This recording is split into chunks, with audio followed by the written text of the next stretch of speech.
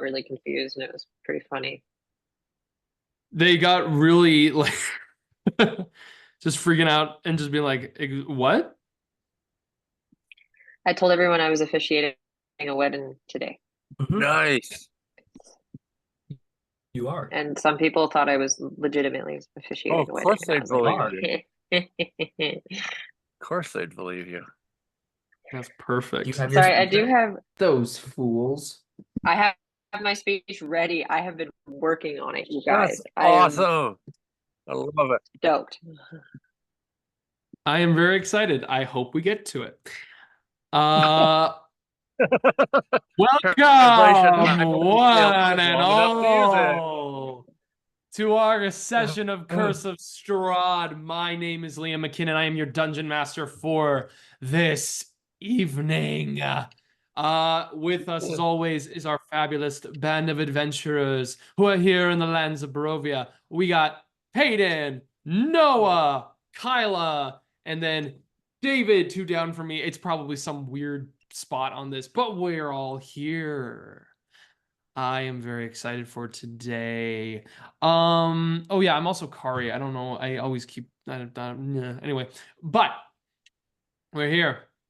I want to give a couple of quick announcements for everybody. The first thing is that we're going into a couple of brand new performances coming up. First of all, Deadmonton season is here, everyone. We are beginning Deadmonton starting up on the 27th of February. So on Friday, we are going to be performing for the first performance for Deadmonton. I'm very excited about it. I cannot say what I am, but if any of you are in the Edmonton area and are going to be looking to see what we're doing, please, please, please come out. We look forward to having anyone who is excited to get scared. I'm really excited to be scaring some folks. It's one of my favorite things to be doing performance-wise in Edmonton. The other thing that we got going on, I am a part of the understudy cast for It's a Wonderful Life, the radio play that is happening at the Walterdale for their Christmas season. So essentially I'm going to be understudying for that. I'm also going to be helping out with like the technical voice stuff. So if everyone sounds like garbage, I am so sorry. That is my fault. I'm just gonna blame my voice teacher on that. I'm just gonna say it was all his fault and we're gonna be fine. So yeah, no worries about that. He's not gonna mind. But yeah. Also, Sorry Not Sorry has just begun its season. This coming Saturday is going to be our first YEG D&D show. I am not going to be a part of it for obvious reasons. I'm going to be doing Deadmonton, but if you are in Edmonton to go support them, please do. They also have a Monster of the Week show that's going to be going up in October, which is also really exciting. What else? Geez, there's a lot that I'm doing right now. Two big things. First of all, I have reached out to a group of people that we were kind of partnered with for Sorry Not Sorry during our run to do this big kind of like special kind of showcase thing. Where we're doing like, oh, if you go, like, it was kind of a pass where you can save money on tickets and be entered in for raffle draws and stuff. But I am going to be running a Tomb of Annihilation mini campaign through the community campaign that I do for Novice DMing with the members of Spark of Justice. If any of you don't know what that is, it's an entertainment group of like these Dungeons and Dragons players. Thank you for thumbs. It's so very nice. Oh, by the way, I found out, David, if you want to play around with Zoom to get that signal, because I can't do it because I have them turned off automatically for Zoom so that I can do the stuff without distracting people. You can turn them on. So if you want to give a thumbs up at any point to find that, you can get it set. But yeah, so Spark of Justice, and we potentially will be recording through this. If we're not recording because the other players do not consent to do it, well, we won't do it. And I'm just telling you about cool stuff that I'm doing, guys. It's super fun. And finally, I am in the process of running a seminar for Vampire the Masquerade. For those of you that don't know what Vampire the Masquerade is, yes, David? No, sorry. I was just trying to get reactions. Fantastic. Well, you got one from me, buddy. So Vampire the Masquerade I'm doing a seminar where I'm going to be introducing the basics of the game to people who've never played it before. As I've been studying it for the last month, I've been loving the system, and I can't not wait to introduce it to people. It's a special seminar that I'm doing. Like it's an in-person one, so obviously I'm just letting people know about it. But there is a potential that once I do a mini campaign, talking with the players that are involved in that, if people want to do a full-on chronicle, then I don't know. We might actually present the Chronicle on here because I really love doing that. And I've also decided that with this, I'm also going to start getting into sharing more like helpful things with Dungeons and Dragons, like sharing like actual dungeon master tools and stuff like that. And figuring out exactly things that you know, can be helpful to people. Because thank you, David. I really appreciate that. So I'm looking forward to doing that for people because yeah, I started this whole company with like education on the mind. That's what I want to do. The last thing I want to share is actually regarding our next coming session, which is going to be Saturday or September 30th on Monday. We're going to be doing sessions in the next coming weeks. On the 30th, we are going to be doing a special live stream of our Curse of Strahd game. I've been talking to somebody who's a theater friend of mine who does a podcast and does live streaming for some people, and I'm going to be meeting with them tomorrow to be arranging the whole system to figure out how a live stream can work. So we're going to be going up live. If any of you are watching this, I don't know really how to promote this stuff on YouTube, but I will be promoting it a lot on my social medias. So Novice DMing on Instagram, my personal one, which is mailbackwards65. And then it was also going to be on the Facebook page that I have set up for the company. So it's going to be all that stuff. Anyone who is interested in joining the live stream to watch us, that would be great. I think also what I'm going to do is like when we have like designated break time, I might just get like water and stuff and be on the stream to answer questions for people. Like if they have questions that are coming in and all that kind of stuff, to, you know, really figure out how to do an actual stream because I've never done it before. So we'll see if that goes well. Yeah. And it's really cool because the stream day is lining up with the anniversary of the passing of our my Noah's and my dearly beloved uncle, who really is kind of the big resonating spiritual motivator for a lot of the stuff that we do here. So I'm very excited for that. Now, all of that is done. Announcements are done. That's it. We have gone through the questions and everything for the players all throughout this stuff because we are kind of coming into the last day of the events that can happen in this campaign. So we've gotten all that information done. All the questions have been answered and asked. And now it's basically the players' responsibility for all their characters. So I want to make sure everybody has prepared the spells that they got. They've all chosen what they can do. I've done all that for Kari. We're all set. Yes? Yes. Wonderful. All right. No one don't know. Then that's fine. No, we're going to find out. So with all that being said, before we begin, I do have the first question in terms of how we are going to kind of frame this. The question I have is, do all of you want... Now, Squally, you had kind of established yourself in the last session where you had knocked down a bunch of books, and then we're like, I'm just going to roll up and go to sleep in these books. So you've decided like what you are doing in that process. Everybody else had just gotten into the room for themselves.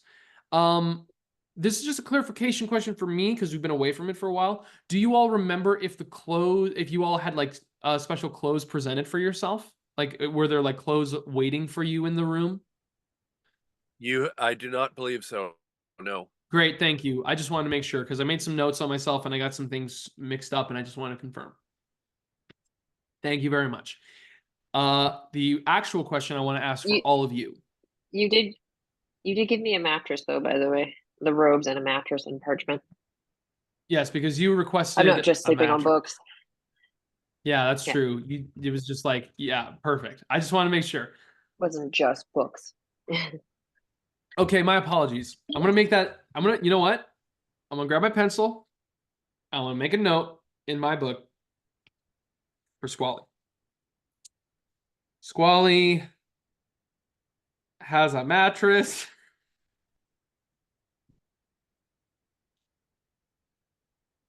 Not just books. Perfect. And now back to the question. So I want to ask David, Noah, and Padon.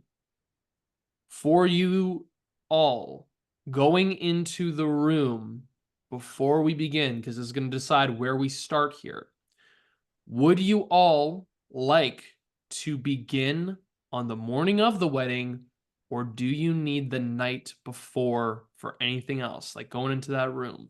This is the question, and I'm going to pose it because this is going to be how we start things. So that changes whether we get a full rest or not? It's just going to change the nature of the start of this. Yes, so it's going to change if the full rest has begun yet or not. And essentially, like in terms of like where we're establishing the level up situation, the morning of is when you guys become level 9. Thank you. I see. Yeah, other than for me, other than Wystera doing her thing with Twitch, then she's Summoning done. Twitch. Okay. Summoning Twitch. Okay, Yeah, just wanted to I don't make sure think that's good. anything. Okay. Take the Yeah, hour. Sly to do that. Sly doesn't have anything to do other than rest. Brilliant. So because of that, Wystera, we will have it indicated that you have you've gone through the process to bring Twitch back into existence. And that will be the situation.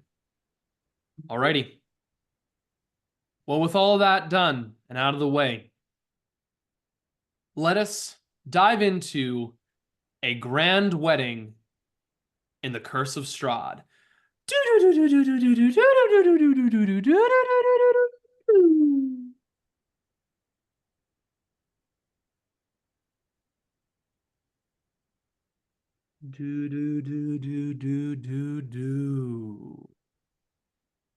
And we're back. Uh.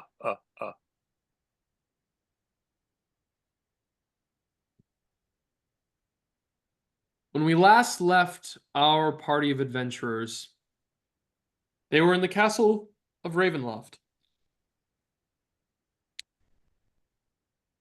Wystera, Eren, Sly, and Kari were brought together for the dinner reception, or the reception dinner. In this encounter, in this location, they had met Elvir and the Mardico family, where it was being presented that they were going to be what was going to be feasted upon by a bunch of vampires spawn and Elvir himself. It would turn into a horrible combination of a were creature as well as a vampire. But you all rose to the challenge and were able to lay Elvir to rest properly. You were able to fight off many of the vampire spawn. They fled, and all of you began to give chase, but were intercepted by gargoyles and then tried to retreat, and you did successfully. And then with the Marco family, you were running through the castle. You found an accountant. You summoned some horrifying thing by pulling on a rope. You don't know what happened, but whatever it was, we found out through Squally that this person died, and you guys got a map. So you guys got a map leading to a very special item that is in a tomb named Wizard Ordinaire with Grandmore Nimble Knobs, I believe it was. You guys have the name. Yeah, Nimble Knobs was the indicator. But you got a crude little map directing you to where to go. On that path, you had all gone down into this dungeon, gone through in the spaces you all were familiar with, and you found the fountain to send the were-ravens home. You did that. They were safe. And as you were all running off to go find this special item, Squally was heard in peril as Squally was walking through the castle of Strahd. You all retreated back to face off against Strahd and decided to take him up on an offer where either they could end the situation now, or you could all go to the tower and find your way back to your rooms to prepare for the wedding. You took the ladder, and Squally had to stay with all of you. You went to one of the north highest most tower points, and there you had descended, finding the large crystal heart that beats through this castle. Continuing through, you journeyed and looked around for this room, finding dead end after dead end. You wandered around the walls. You got through the courtyard. It was a complete maze. You found out that you found a secret entrance leading into the organ room for yourselves, but everywhere you were traveling was like twisting and turning until eventually, what is it? You found a room full of mirrors. You found a moldy old dress. You also finally found the room, and there you go to rest. Squally, without all of your gear with you, you had gone to sleep in the accountant's room. The shackle was broken. Here you remained. But there are 2 guards outside of your room.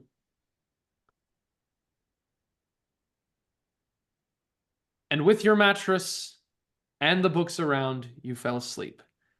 And the rest of you go to your room. You also fall asleep. And Wystera, you prepared. You bring Twitch back into this twisted world as their shadow form comes out and is able to stay with you in this present moment. The rest of you go to sleep. It's very interesting. The last time you were all here, you all experienced dreams. Dreams that carried you off to understand your own individuality and your own horrors that you were facing. I don't know if all of you recall the dreams you had, but some of them were pretty strong. Some of them were very direct. But you're not the same people that you were when you first came here. A lot has changed. And in a strange way, you all kind of feel like you have a collective dream. A dream where you're all together, enveloped in shadow and mist, wandering through dark corridors, endless. You turn, you find dead ends, but they don't last for long. You go through and you find yourselves at a door at one point. And the door doesn't wait for you to open, the door opens. And inside of this room, you see many, many eyes turning and looking over a vast chasm of starlight, mixing in with the mist and the shadow. The eyes themselves turn and stare, looking through as you're seeing multiple different illuminations of starlight glow, creating different constellations forming. At a certain moment, the eyes themselves turn. They face all of you. And there's a moment where you cease to move and you feel yourselves chained, locked in. Look at your hands, you are shackled. You look at your feet, they are shackled, and you are caught in this mix. You are turning and you feel the rattling of iron as you try to move through, but you can't. And the eyes before you, they all stare and collectively begin to run with blood as they begin to pour down across the floor. And as the blood goes onto the ground, this clear, ghostly haze goes red, and you all feel yourself surrounded by red mist and clouds. Not the comforting kind of Kari's mist, but an ominous, grabbing, clutching, carving mist begins to move over your body. It's intrusive, it's sharp, it's jagged, it's cool, it's calming, it's exhilarating. And in one moment, the red begins to pour and wrap around you, and each of you in your own way see two sets of eyes. They glow with a pale blueness, and they stare towards you. And you feel yourself begin to be drawn closer and closer. And through this, you begin to peel yourselves out of the shackles. You feel your flesh rip and tear.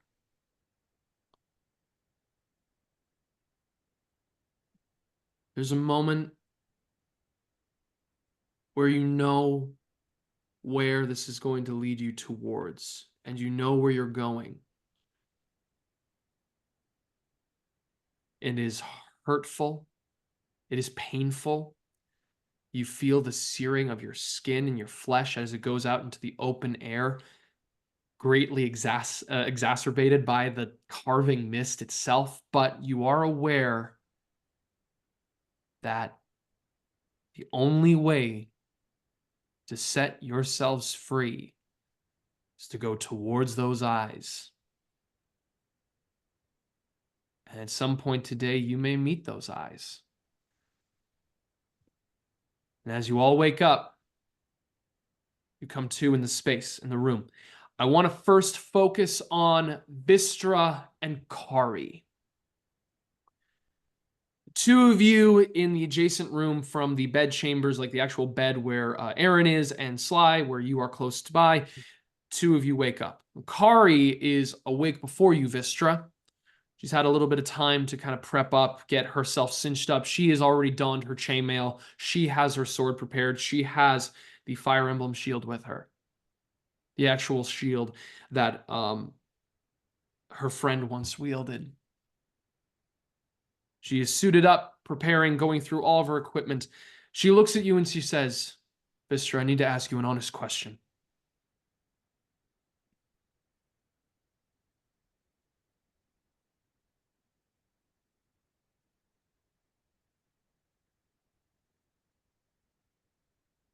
Wystera, I need to ask you a question. I nodded. Sorry, I should have answered.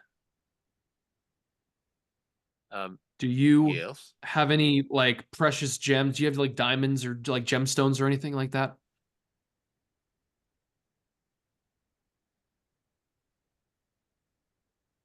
I have this ring. And I show her the All right. silver and red ring. Okay. Do you know the value of that of the ruby in the ring? No. I don't have a value attached to that.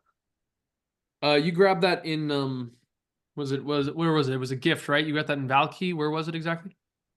Yeah, I believe it was Valkyrie. It was a +1 to my attack bonus and +1 spell save DC, but I never heard about I don't believe you told me a value of the actual gem. Oh, that's right. That was Esmeralda's. That's right. Yep. You didn't get that in Valky. That was a gift from Esmeralda. Oh, I thought she gave it to me in Valky. No, she gave it to you. I believe it was on the way to Berez or somewhere there. But yeah. Oh, okay. Yeah. All right. Yeah. Yeah, I have It was that. Crest, I That's all believe. have. Yeah. Okay. Oh, okay. Kari looks at you and she says, okay, I know that means a lot to you. I have something that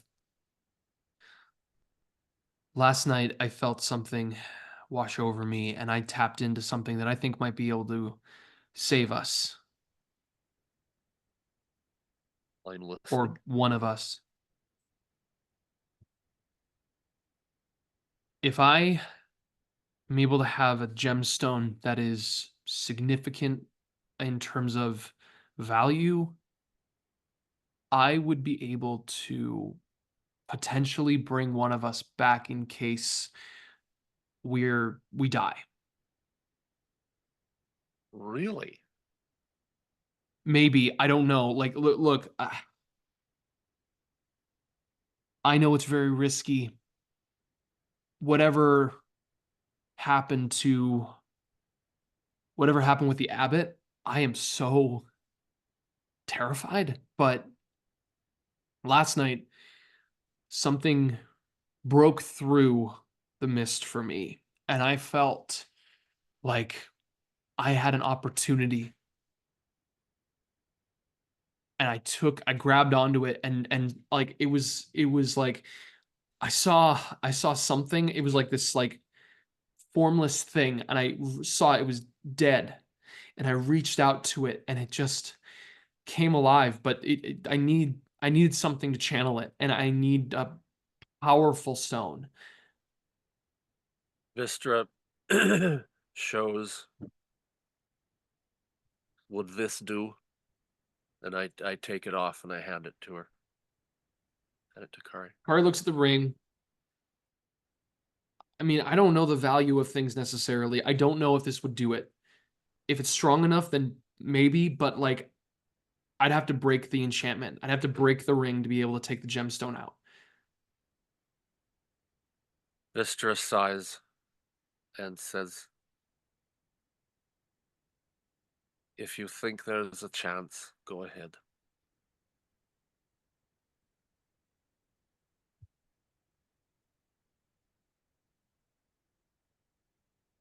We're going to make sure that he pays for all of this. Yes, we are. And she smacks down, like she takes like kind of a little glove, or she takes the shield she has and she slams it onto the ring, breaking out the gemstone from the actual bit. You feel your attunement break off of that, Wystera, immediately. And the ring and the gemstone is out of it. Okay. Kari takes it. Now, we got to talk. So, process of ideas. What are we going to be doing? What's our plan? What I would suggest is we make a visit to that crystal first. I don't know what we're going to heart? do. I don't know how we're going to do it. Yes. But I think we at least need to take a look. Because Okay. I believe we do not have a hell's chance of taking out that little bastard with that crystal in existence. I don't know if we can do anything about it, but I believe we have to try. All right. Yeah, I think that's a pretty good fair idea. So, go into that crystal heart. Anything else that's off the top of our brains? Like, we got anything? That is my only. I assume that once we do that, we will be left little choice as to our next steps. Okay. Sounds good. Well then, fuck that heart. Let's go get it. All right. Sly, turning over to as Kari begins to make her way over. Kari walks over into the room where Sly and Eren are. This is going to be very important. Eren, I need you to tell me. What's your passive perception, my guy? 15. 15 for a passive. Okay. 15. Eren, I want to come to a moment before Kari has come through here, and I want you to tell me what exactly your response is as you've come to rest and then you feel yourself being grabbed in your bed and you feel two individuals beginning to carry you off the bed to go towards the closet. I want you to tell me exactly what your response to that is.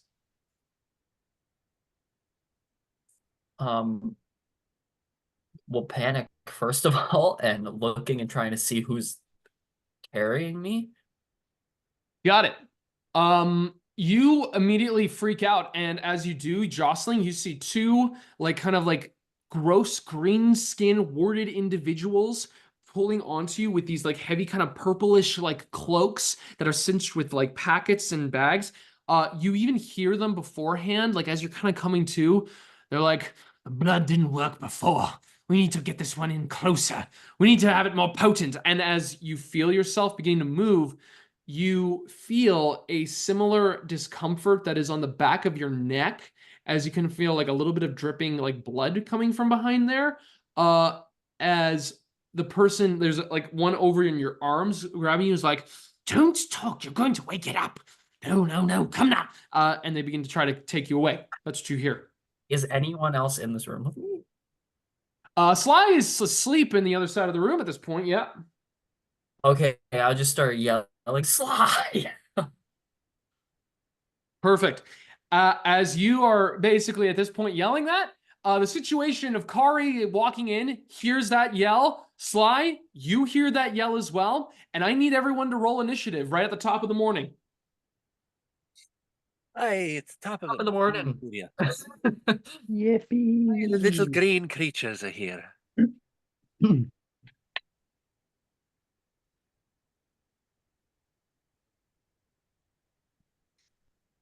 Alrighty.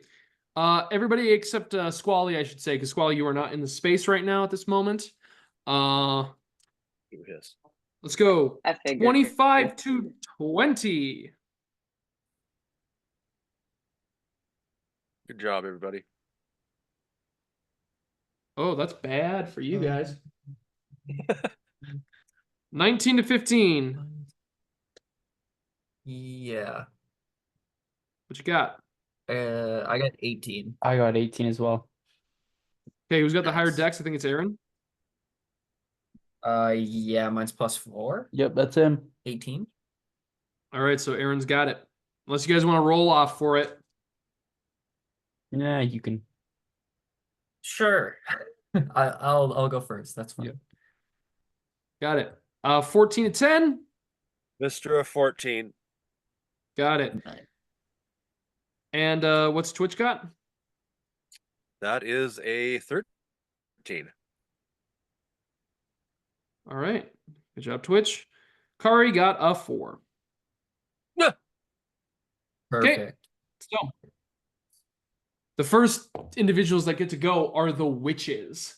So as soon as you start screaming, one of them is immediately going to actually no, both of them immediately disappear.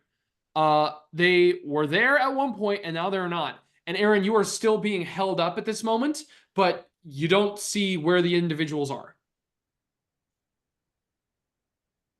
Cool. So yeah, you just kind of feel yourself being jostled around in the air. So what happens is, Sly, you wake up and you then see Eren screaming and he's floating in the middle of the air and nothing is there with him. And you just see your little halfling guy out of bed flinging up, screaming.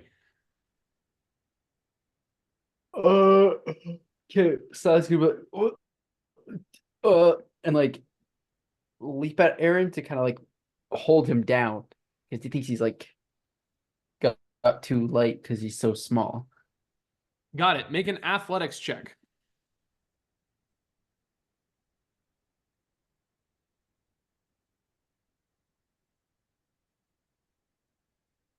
That is a 26. Damn it. I rolled a natural 20, but I have a -2. So you like leap up and then you feel yourself kind of like at land, like all of a sudden on top. And then like you hold for like a second and then you like fall down on top of Eren.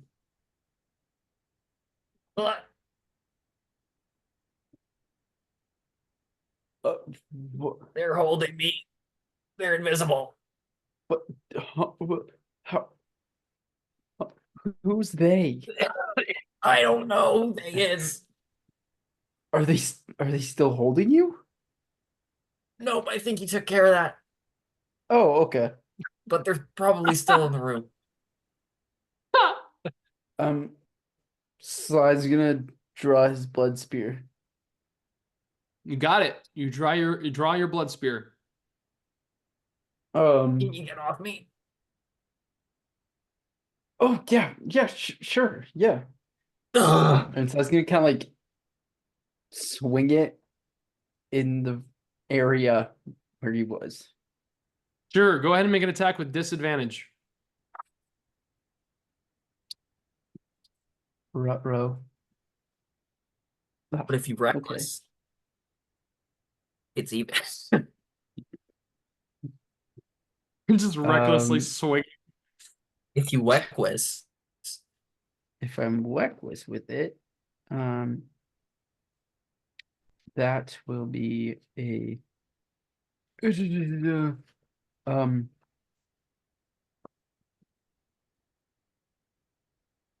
very 10. 10 hits. No Wow. freaking way. Yeah, way, baby. Like- 10 I was only hits. doing it. I was kind of going one hand swinging with it, case. So, Yeah, so you just kind of like go there, and all of a sudden, what can't I do? I had something. the point you go to fling, and the pointy end of the spear makes contact with something like instantly. Yeah, go ahead and go ahead and roll damage.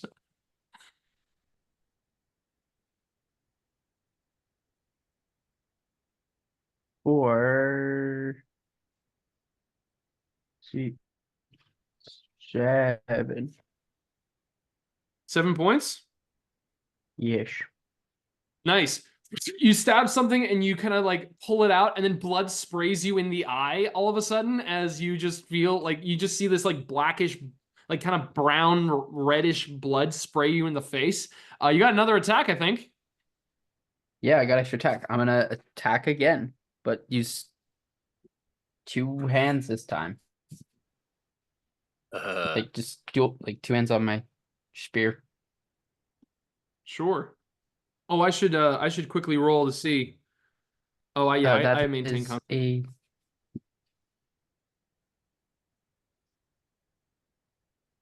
That is a momentum. Sorry. 19. Yeah, it's gonna hit. Sweet.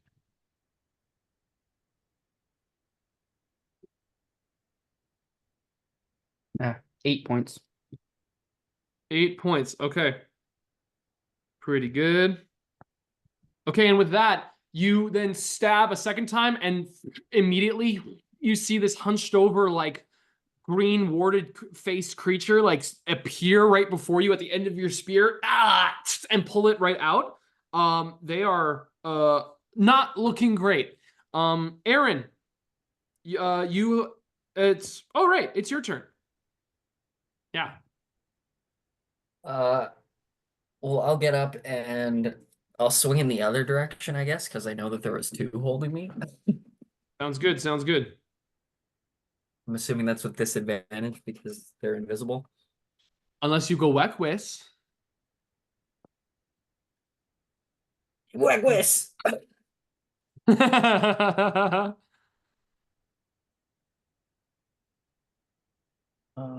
Wegwis! Wegwis! Yes. I rolled a 2 and then I rolled a 13. That Well, the would two be- oh, would be yes. it, because if you're reckless, it's a straight roll, so it's not disadvantage. Oh, that's right. Yeah, so it's the 2. Damn it, and that's a 9. 9 misses. Just. Damn it. Well, I'm trying again. Wegwis! Well, that's an 18, so that'll be 25 to hit. Okay, that's gonna hit. Yeah, so you completely miss at one point, and then you bring it around, and you feel, yeah, you're gonna make that hit. Jeez Louise. 11 damage. 11 damage. Okay. You feel as you swing in that position, you hit and you hear a crunch as you see or you feel something completely buckle, and emerging is this green-eyed creature as you have just shattered their kneecap, and it is bent over. Like their leg is completely bent over. They go, they just start screaming. It then goes to Vystra's turn. Well, I don't think Vista is going to be fooled by the invisibility. quite frankly. I think she's Oh, they're figured both. out what's They've happening. both emerged. They've They're both visible now. emerged. Oh, I thought only one of them did. Okay, my apologies. All right, well, which one looks worse for wear right now, Liam? Well, one of them's got blood spraying and had like a spear, like blood pouring out of them, and the other one's leg is completely shattered and bent in. So it's your choice I'll go- about which of these two. Yeah. Fair. Yeah, I'll go for the one that's been speared, Got it. and I will Eldritch blast that bitch. Got it. They are both pretty messed up at this point. 26 to hit. That's gonna hit. Oh dear. 9 damage. Do you want to kill this person or do you want to incapacitate them?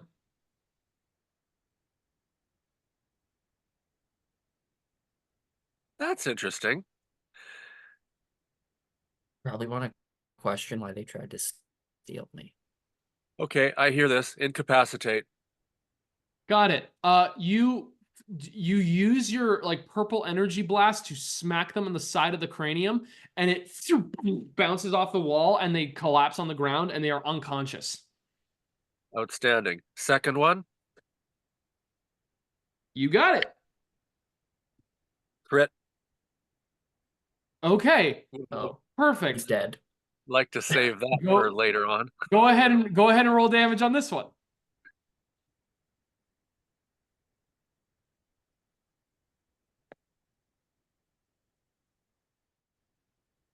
$17 damage.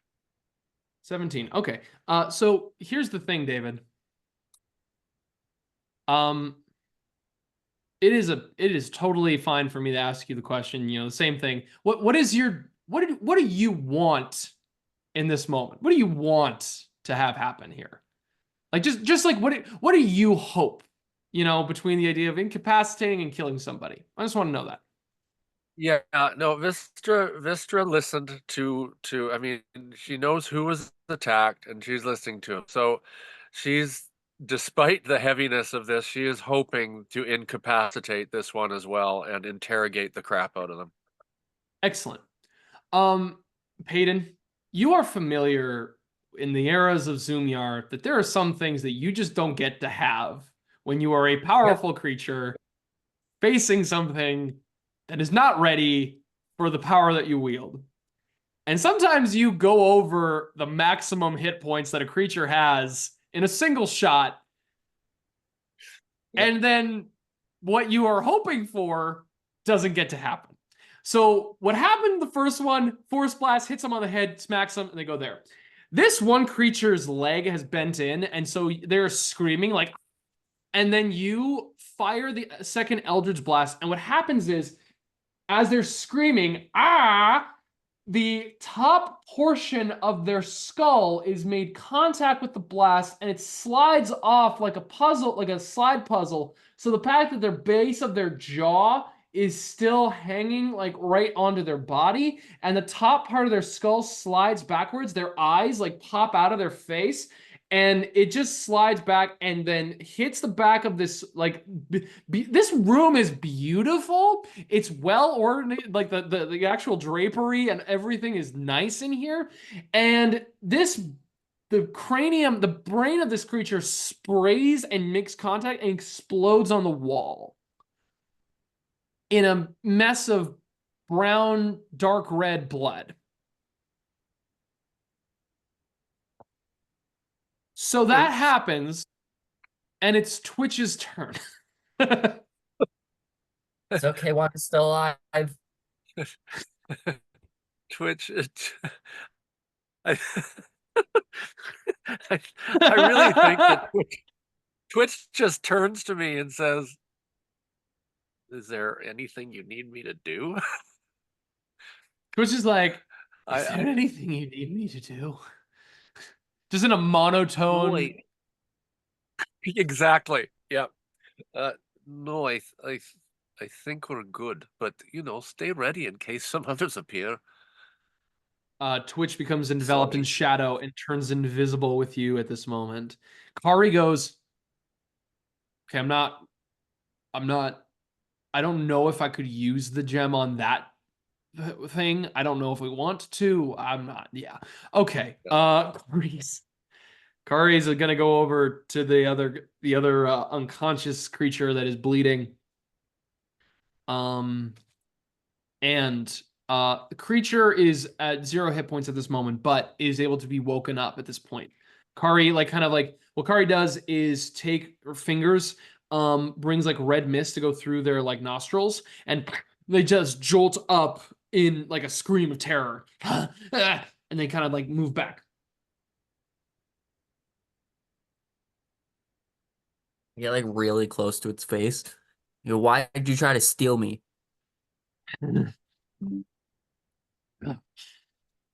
We served the Count in his stead.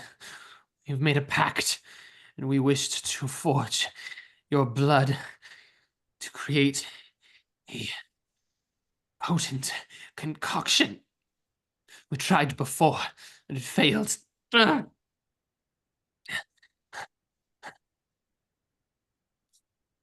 blood?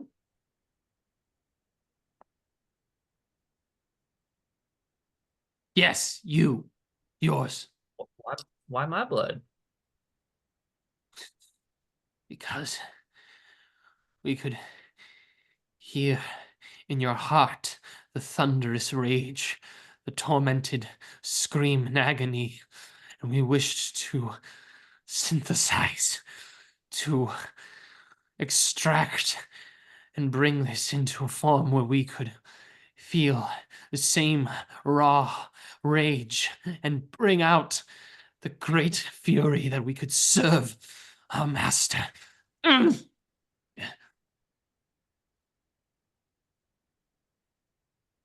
Interesting. I don't think it works like that, but good try.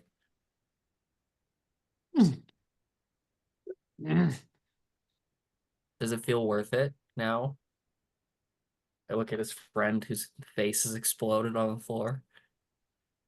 They start to freak out. Go ahead and just roll an intimidation check with advantage, please. Wystera just rolls her eyes.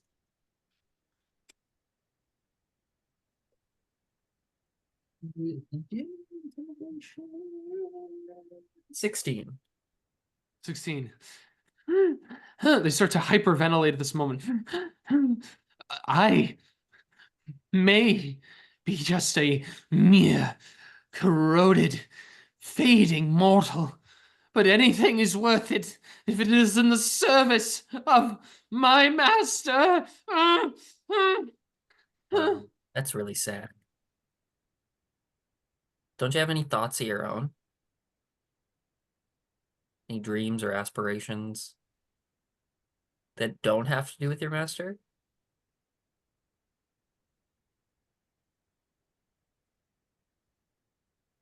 There is nothing more. He is the ancient.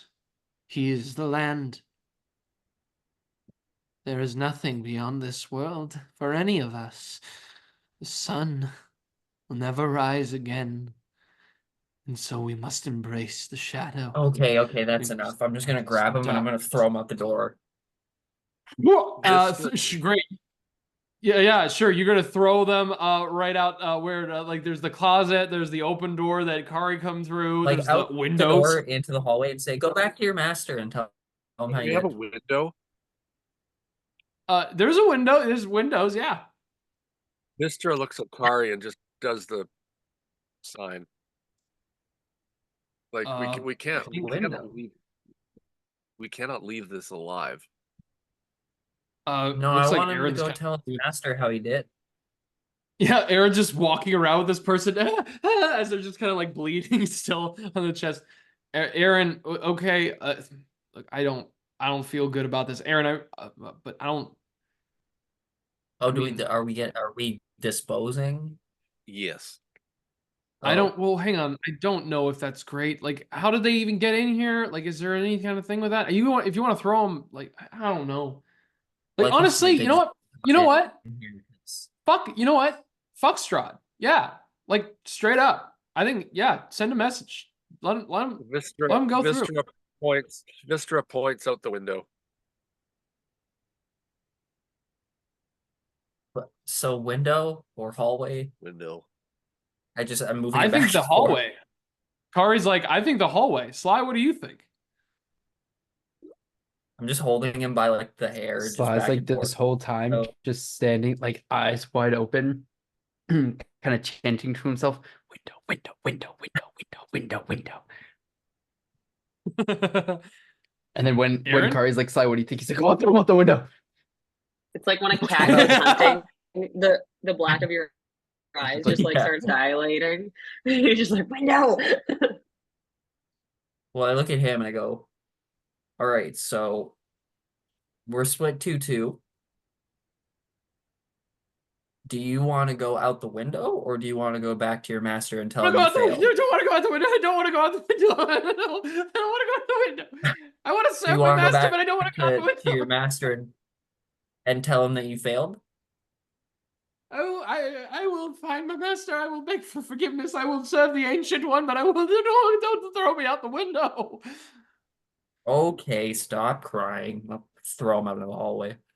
Great. You open the door and you chuck them out the window. As Sly you do, is you incredibly can see deflated. And just Sly gutted receives by negative that. inspiration. Negative inspiration. Yeah, Disinspiration. Sly was Eren, about to as hold his soon as breath you until you threw him out the window. As soon as you open the door to throw this person out the window, the door, you throw them out, and you can see walking up. You see Rahadin standing, long black hair, the pointed dusk elven ears, and the grayish skin, walking up with a fine ornamental display. Well, like ornamental is not the right word, but it's like fine tagged out, like fine fitted bound leather, fitted like beautiful kind of like a furred trim cape alongside, and you see beside him in fitted wear, long purple draped cape alongside of it, very fine open chest, like kind of like deep V mix in with this like nice purple and silver trimmed clothes, and holding stacks of clothes like in between their hands. You see Esker standing next to Rahadin as they begin to make their way, and they see the bloodied person like step out and begin to run up the stairs like in the opposite direction. They look and watch and they say, "Good morning." Are you his maid now? Shut the Moving fuck down up. in the world? Shut up. Shut. Rahadin just says, Are you here to clean the room? shut. Room service. Housekeeping. Rahadin says, Esker, don't be rude to our guests. Clean the room. It seems as if you have had a rather startling morning. You begin to have Rahadin enter, and Esker just kind of like Oh no, please come in. gives you a scowl. Rahadin walks into the room and then walks towards the space in the bedroom where they can see all of the blood marked up on the walls. And then you look at all of you. It does look like you Mistress, then. acquired. Yes. No. Yeah. Yeah, we need it cleaned. No. I thought that's why the maid was here. Vystra decides all of a sudden after that one to not say anything. Because Wonderful. Do you know why these Um, people tried to steal me? Oh, these ones? Oh, they're just kind of commonplace witches that wander around the castle every so often. They are, well, they're rather devoted individuals, but they can leave quite a bit of a stench and a mess if they are left to sit. Esker, I believe that this is, I believe that a request for cleaning has been made, so I think you should get right to it. Esker kind of like looks a little like surprised. It's like, no, excuse. And the second he talks back, the next thing you notice is Esker. Well, actually, what's the thing here? Let me find it. Yeah. Yeah, Esker is immediately going to start screaming in pain. He drops the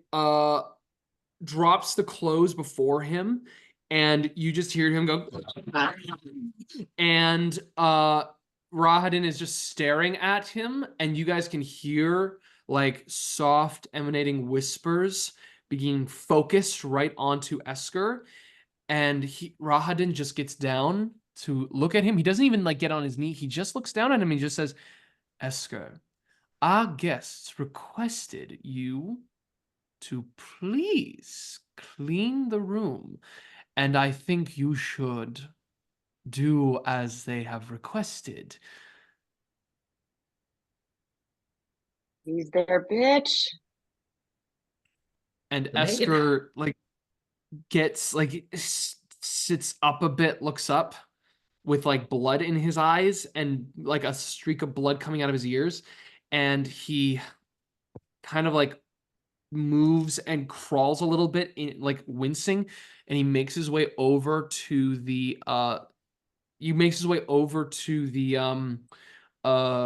corpse. He takes off the cape, so it's kind of like off to the side, and he just begins to lap up the blood that is like on the ground and on the walls, and he just kind of starts licking it to clean it up.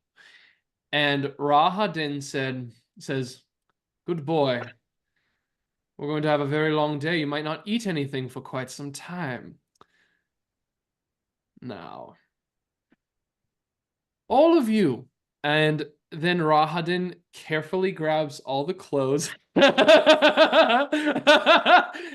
he sets everything up down onto one kind of like padded out couch, and he says, oh, I can see some of you are equipped in your travel apparel. Looking at Kari especially, and looking at you, Wystera, I can assure you that's not going to be necessary. This has been presented for you by ways of our great host. They wish for you to wear these fineries for the wedding today. Ah, well. Can Wystera tell which one is for her? Is it obvious? Oh, Yeah. yes. Yes.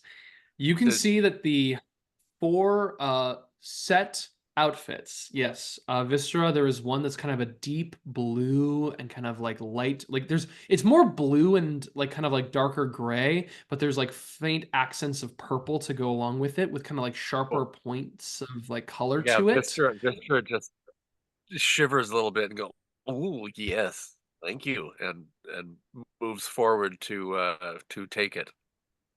I will let you take it. There's also one that is kind of like a suit that has like a couple of what's it called? It's a suit, but it's like kind of like padded out, like kind of like a little like big oversized outfit.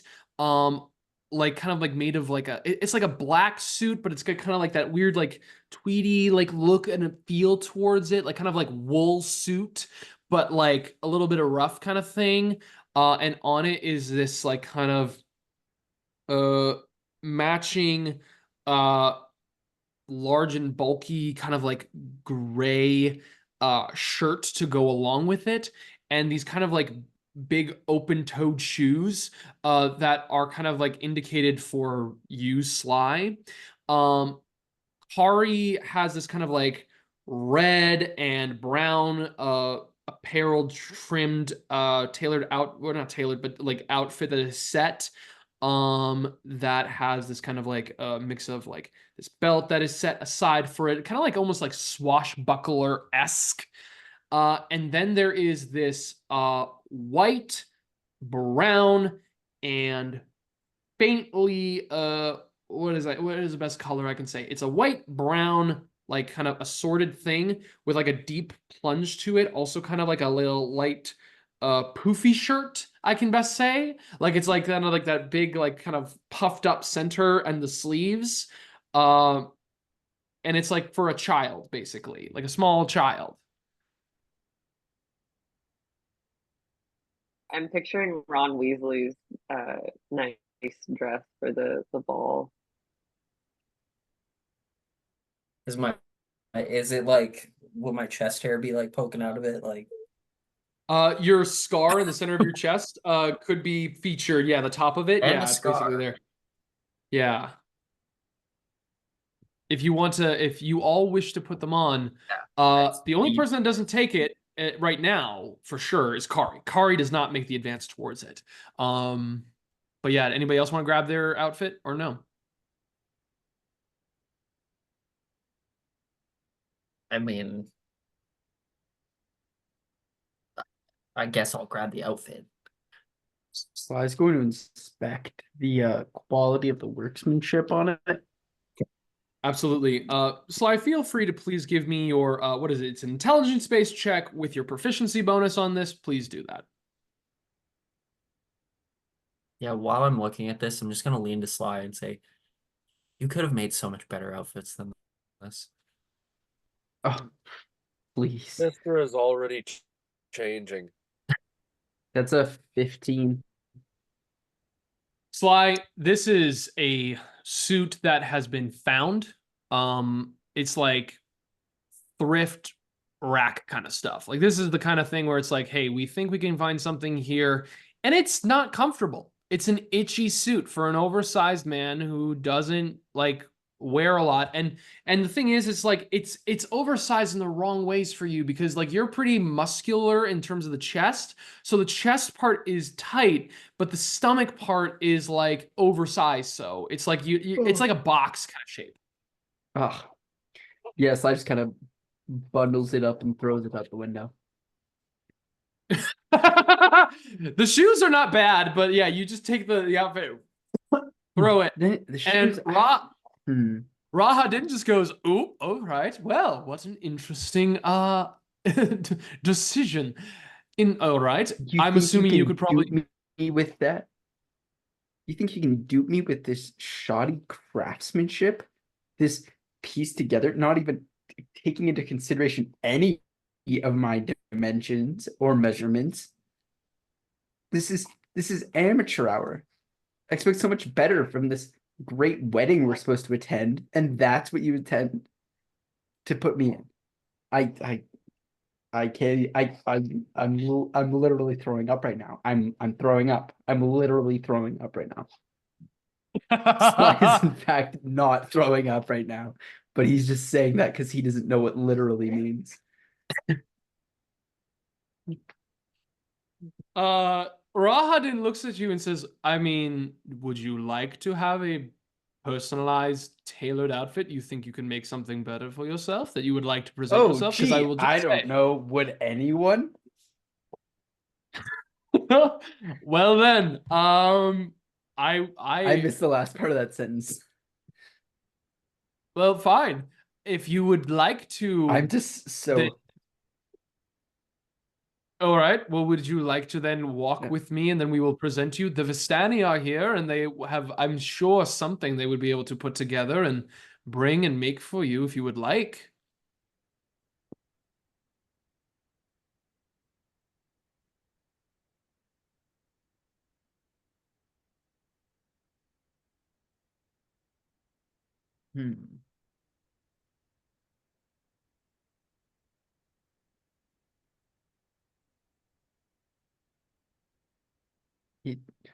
It worries me that wasn't your initial request for us.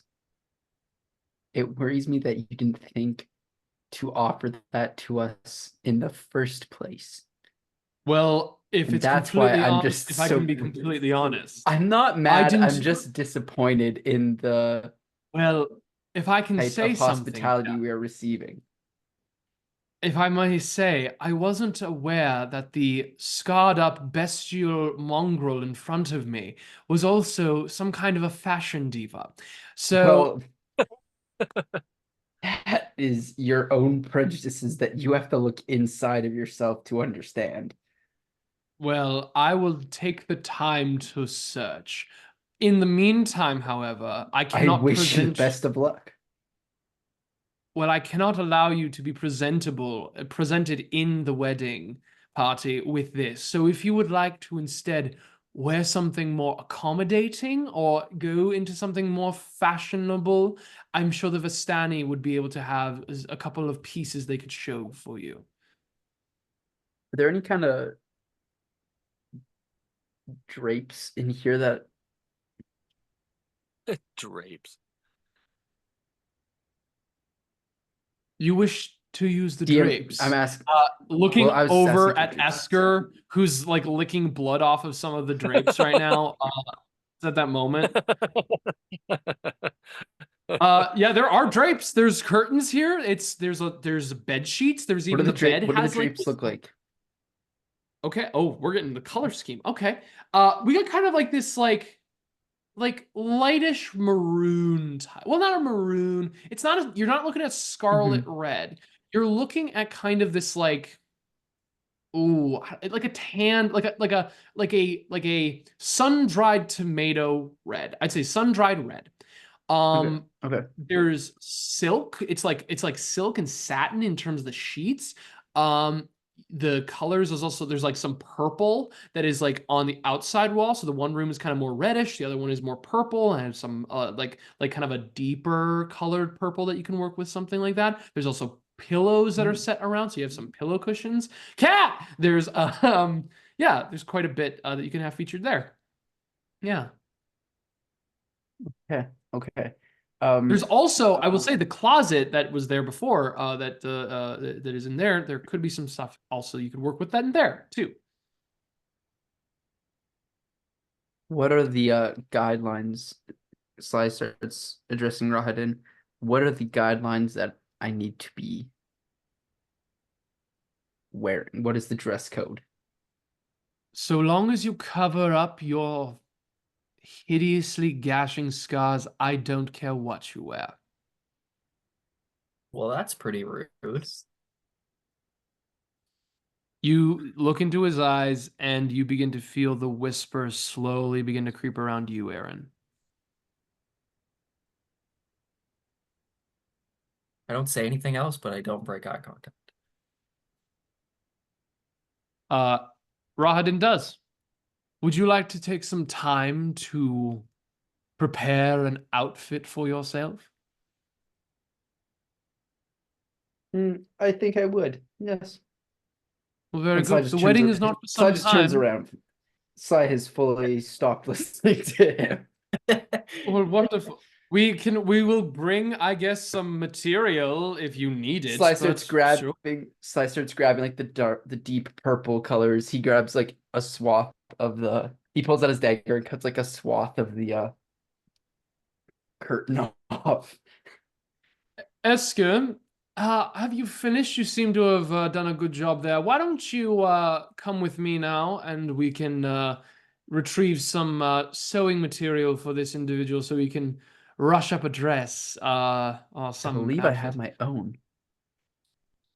You have your own materials to make a dress and make some outfit? So they're making a dress. Well, I made the wolf pelts and like fashioned those into Yeah, but the wares. pelts in terms of that, you also were like in Kresk, like you had like materials Oh, around so I there wouldn't need. for you. I don't have any like thread or needles, I Yeah. guess. Yeah, no, you don't have that. Okay. Yes, and the wedding is today, so let's make it snappy. Wow, okay. Esker gets up off his hands and knees after lapping up the blood on the drapes and the wall and begins to make his way out to the side and glares at you, Eren, and the rest of you. and just begins to make his way over to the open door. And Rahadin just says, "We will bring you what you need. In the meantime, I want to make sure the rest of you are comfortable. You can all stay here. And then we will retrieve you to come and join us in the wedding party. We will all be sitting in the actual chapel, waiting for the bride and groom to arrive. The actual officiant will be there for us as well, and then the ceremony will begin. Oh, and I can see one of you here is not looking to be grabbing this with anticipation or interest. And Kari's like, "You're fucking right. Yes. Well, I can let you know this. Unfortunately, for some of you," looks at you, Wystera, and Kari, "these outfits are not going to work with your armor." And Wystera, as you're putting this on, you can feel it's not going to work with your leather armor for yourself, or the armor that you have designated for yourself. It's tight fitting.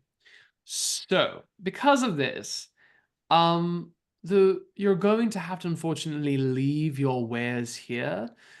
I don't think you're going to have a problem with anyone trying to take it. It seems that you've taken care of anyone who potentially wants to sneak inside.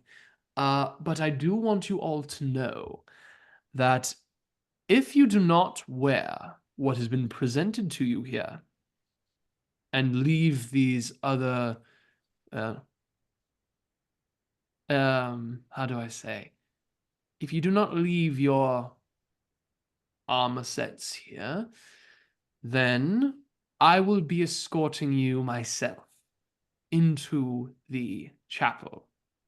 You are all welcome to bring your weapons, of course. In fact, I think it'd be very nice to see some of the things you have brought with you, especially if anyone decides to interfere with the wedding.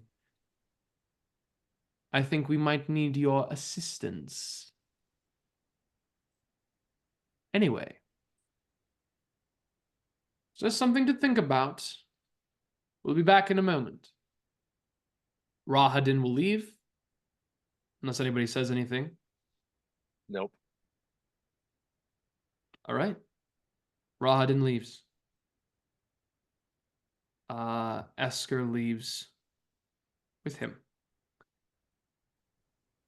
In this process, you all have a moment. There's a knocking on the door once again. If anybody opens the door at this point, they are welcome to. Mr. is like, strides over and opens the door. Okay. This is a few months later. You open the door, and there is Esker, and he throws a bunch of like sewing kit right into your chest. And he's like, okay. There's your kit. Oh, he took long enough. Thank you. Gosh. Mr. like- closes the door. He's about to say something, and you slam it in his face. Perfect. Did you just hear him say that? Perfect. Okay. Sly? All right, Vystra. Oh, sorry, Mhm, Wystera, you go first. You go. Vystra turns around and says to Sly and Kari, "Keep your gear on. We are going to the heart right now. Sly, you don't have time to do your dressy-uppy thing right now. We have to go." Hmm. Well. Hmm. Now. Wystera, Kari speaks. Wystera, within the Vistani here as well. Seems that there might be some other people around here. I don't know if we're going to have an easy time going through this, but... Well, it's possible, but I feel like we have to try. What do you guys think? I don't give a shit if he's going to be with us. I'm not taking this off, but, you know. Yep. It's only if you guys feel safe. I don't feel safe around that guy. But, fuck him. You shouldn't feel safe around that guy. I don't know what we're gonna go try to destroy the heart. Yep.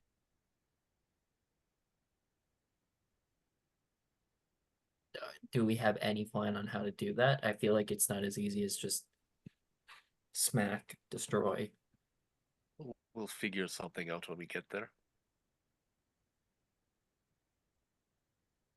Sometimes no plan is the best plan. I agree. Okay. You are all about to go into Castle Ravenloft. Wystera, you have your outfit on? Yeah, I made a big deal about the quick change, but I only got down to the armor, figured out it was too tight, and then stopped while he was there. But now I've put on my cloak again, and I've got my old outfit on. Okay, so you have the armor set. That's good. Yep. Sly, are you making that outfit for yourself or no? Uh,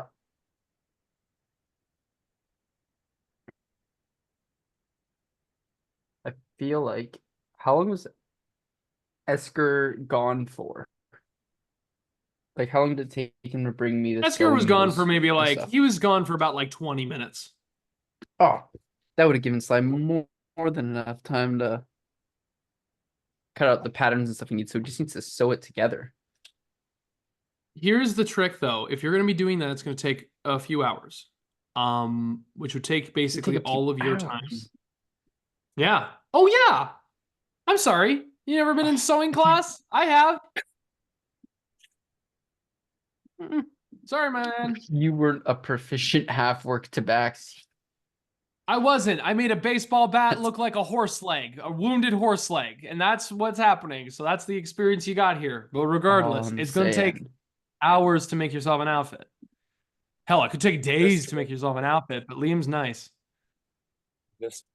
Well, I just need to door. get something to cover up my arms. It's your know body, the thing, dude. Your whole Padon. body is scarred. Yeah, but I'm already wearing pants and stuff. I just need something that can cover. But your pants are Right. pretty ruddy, dude. Hold up. You fashion a fancy poncho in 20 minutes. You want to make, hold up. You want to make a fancy styled wedding, like prepared poncho type or something just to cover your arms? Okay. Wait a second. What are you thinking, Noah? What do you no, think? that's what Kylah said. Whoa. Well, we all know Where's the Kylah bed? determines what happens with Sly. So we're still at this That's point. what I just sent it to you as. That's what Sly needs just to cover his arms. I don't know what the hell this is. God damn it. I don't know if this is going to even capture feature. God damn it. I don't know if that even Wystera, features on here. I don't even Wystera, know. I don't open want to the touch it. I think door. it might ruin the thing. If it doesn't show, it's like a hood and one of those outfits where it's like a hood up and like there's just the sleeves and nothing else under it. I don't know. But damn. It's It's just just leather sleeves, arms, Just leather essentially. arms. That's hot. Wystera That's is a standing sexy by ass the outfit. open I don't know. door, That's a tapping still her from the foot. School of Rock That's movie. School of Rock, yeah. Yeah. That's Spider. That's great. Spider. Wystera is standing Um, with her hand on the knob on an open door, tapping her foot, looking at Sly. Staring at the materials. With an incredulous look on her face. I'm staring at the materials he Sly, has. let me ask you a question. Would you like to be well-dressed and dead, or slightly well-dressed and alive?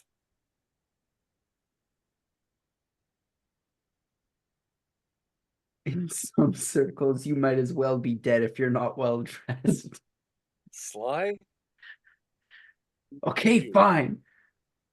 We'll do it live. Sly just kind of like grumpily piles the stuff, has it laid out so when we get back, he can just go for it. Yeah, he's got it. And if But- you have the sewing kit, if you want to if you want to carry the sew kit with you, but if you want to leave it in the room, you can do that. I'll do that, and I guess I'll attempt to patch up my pants as we go along. I don't know You're gonna what try to. ruddy. I'm sorry. Trying to patch To your patch my pants as pants. you're We get a little moment like this where people are we have some yappers in the group, okay? We have some yappers and bickerers, and we go through many moments where we're standing and talking, and Sly sees this as an opportunity to mend his pants that you have described as ruddy, which I thought the DM is supposed to be an impartial judge, but that seemed a little personal there. So yes, I will bring a few patches of cloth and the sewing kit. You do understand, I described before you had blood spray out onto you from like you stabbed a guy and you had brown and red blood. It's not me being impartial. That That's was me not- like giving you the that previous was- circumstance. That was not Rahadin's issue. He said it was the scars. So Sly is doing what he can with what he has. How many sessions did you set out to end this campaign, Liam?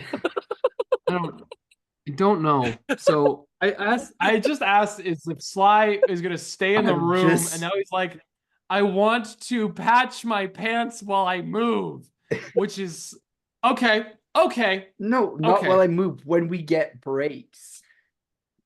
When we Get breaks?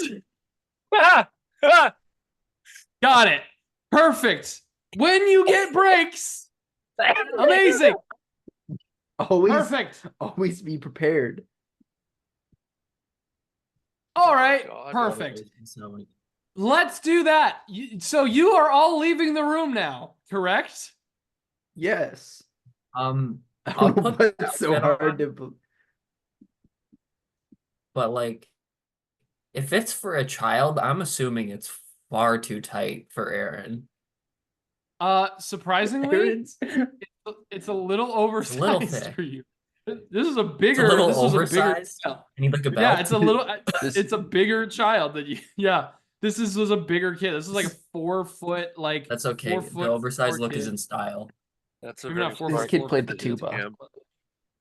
This kid That means played it's the a tuba. really deep V on Say Eren. That's Yeah, it's like bulky. It's like wild. Yeah. There's like a brown vest with That's- it. You can kind of tie, but the vest only goes up. Like, what is it? It's like, no. How is it? It's like I do want it to be a vest. Yeah. Well, that's not, yeah. It's kind of mixed, but then it's got like a kind of like this weird strap on thing. It's not like a button. It's like a cummerbund attachment to a vest, like a I have strap a thing. strap. Yeah, so it's like kind of like the big poofy white shirt is bulging out of this really tight kind of like, yeah.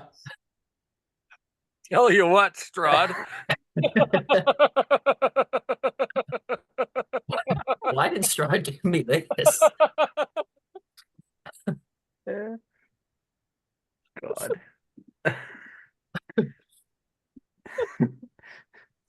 That's a weird party favor. What kind of wedding are we going to? I'm so confused. All right, if he wants me to wear this, I mean, guess he I wants me to will. wear it. It's not a Put it strap on? on. It's like the thing. It's like you know what I mean. It's like the vest portion that goes over the chest is connected to the part that goes around the waist. It's not like there's buttons. It's like it just slips over. And that's all I meant. It's not like he's giving you the freaking. Is everybody leaving the room? Yes. I don't know why you're still harping on leaving the room. We established we were leaving the room. Please, can we leave the damn room? Oh, While this is happening, Sly starts patching his pants. This is one of the breaks he was talking about. As we go away from you guys leaving the room, Squally, God, you. Can I just? You are talking about suspenders, yes? Is that all No, you're- it's like, you know what I mean. You forgot the word like- for suspenders and said you have a No, strap it's not. on. I just want to clarify what we're talking. No, it's not. It's not suspenders because It's not like suspenders. Staring at the Suspenders are strap on, like, separate. guys, I think Strahd likes me. Am I the bride?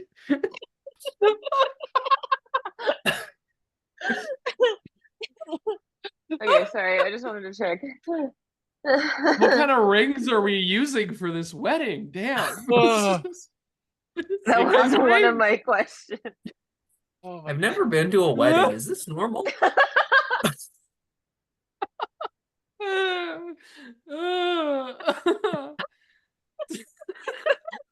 Held it in your hand like this makes me laugh even harder. You're not even like ready. You're holding it like No, this.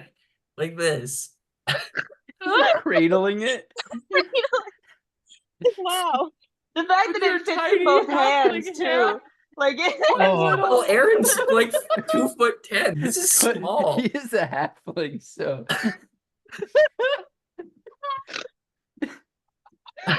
okay. Oh, some things, Padon. I'm sorry, you can't break some things in terms of your Oh, I your can't choice wait of for the- character race. wait Sometimes for you the just get summary stuck with next the week. thing. Yeah. I'm a halfling. It's big. Oh, God damn it. Oh. So Squally, you wake up on your mattress and the scattering of books around you and the giant chests Right. and stuff in this room. You have your robes with you. Squally's like, not looking forward to this. All right. You have a mace around you, everything that's around. If you want to wear and put on the robes, you can. But yeah, you've taken the time to like kind of like feel out like exactly the energy that is on these robes.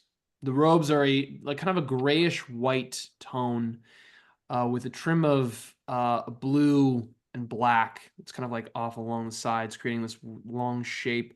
It's kind of this flow to it, but it's shortened for you. And fuck, I'm sorry. I just need to say this before my brain doesn't say it. Eren, there's a thing where your arm also has on your right side, it's pinned, so it's like closed off. I had to just say that. They did do that for you. Okay. Yeah, I Sounds like a don't know recipe why. for Now pasta.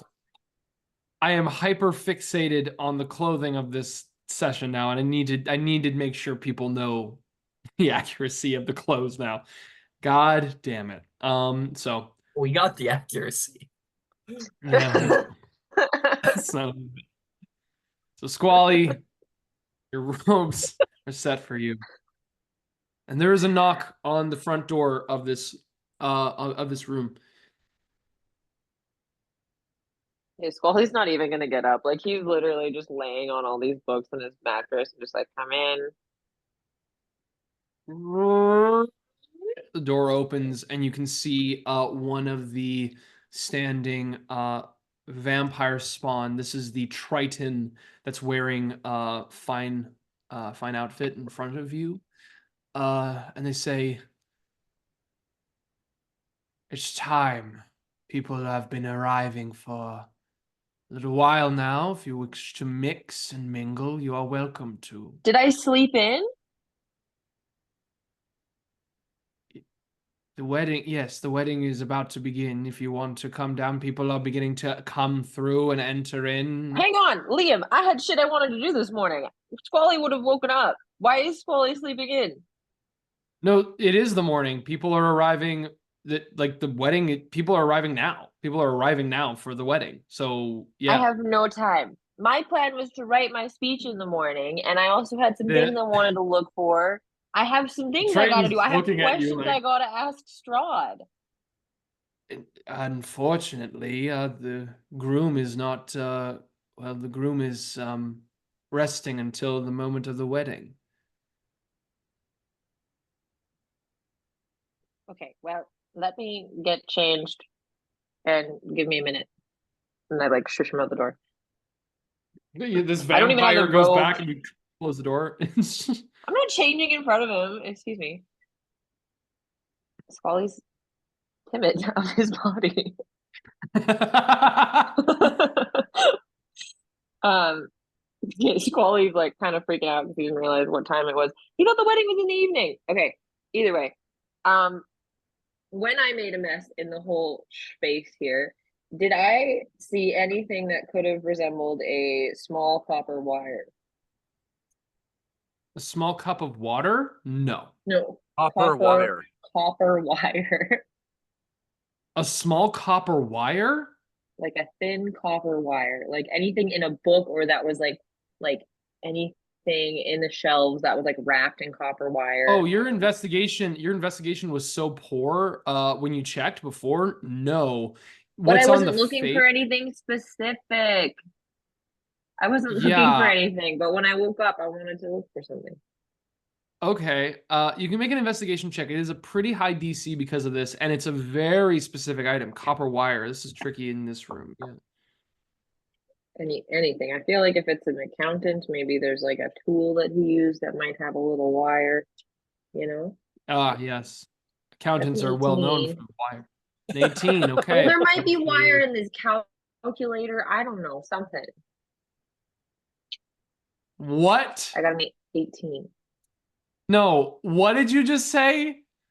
There might be What did- wires in his calculator? I don't know if he's a calculator. He's an accountant. He What might need are you something guys in talking that. about? I'm looking for a copper wire, Liam. What The era only do you think wire we're that in? exists, the only wire that exists is inside of the strap-on that Eren doesn't have.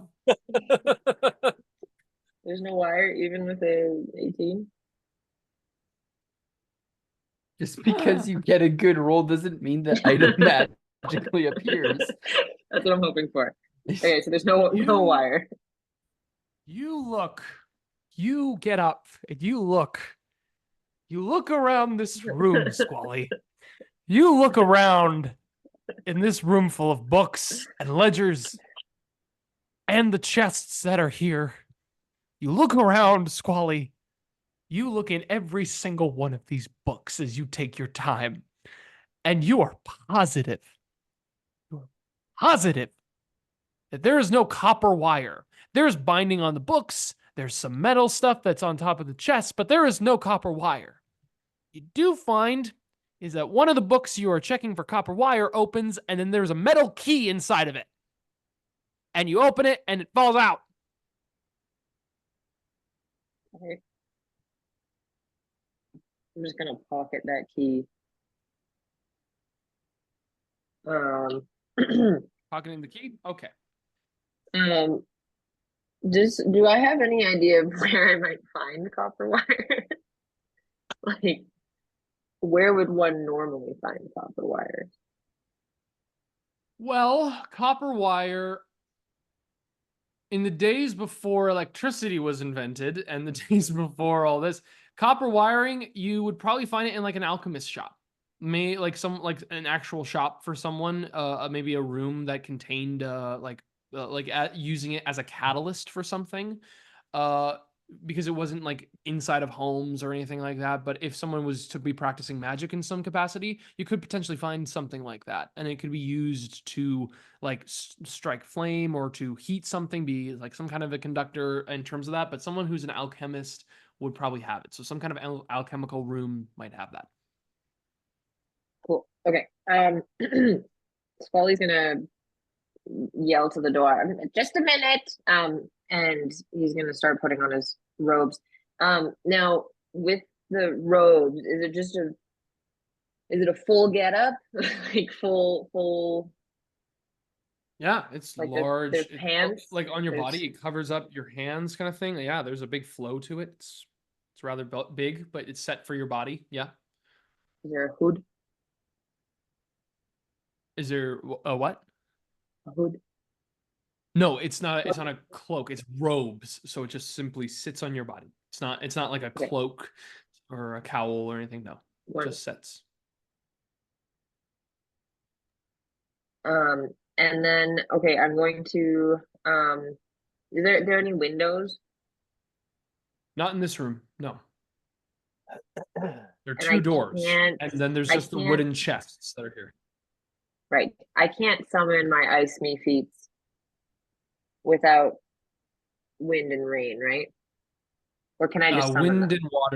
and water need to be present in the same room. Yes. No wind and water in here, hey? Alrighty. I grabbed like what my speech, I guess, that I wrote so far. And then I'm wearing my robes. Can I look at the key one more time? Sure. Yeah, you look at the key. Is it, do I recognize it, or is it, I can't detect magic, can I? I don't think you I just can want to naturally. inspect it. Can I just inspect it? Sure. Yeah, you look at the key. I mean, Oh, I do have. it-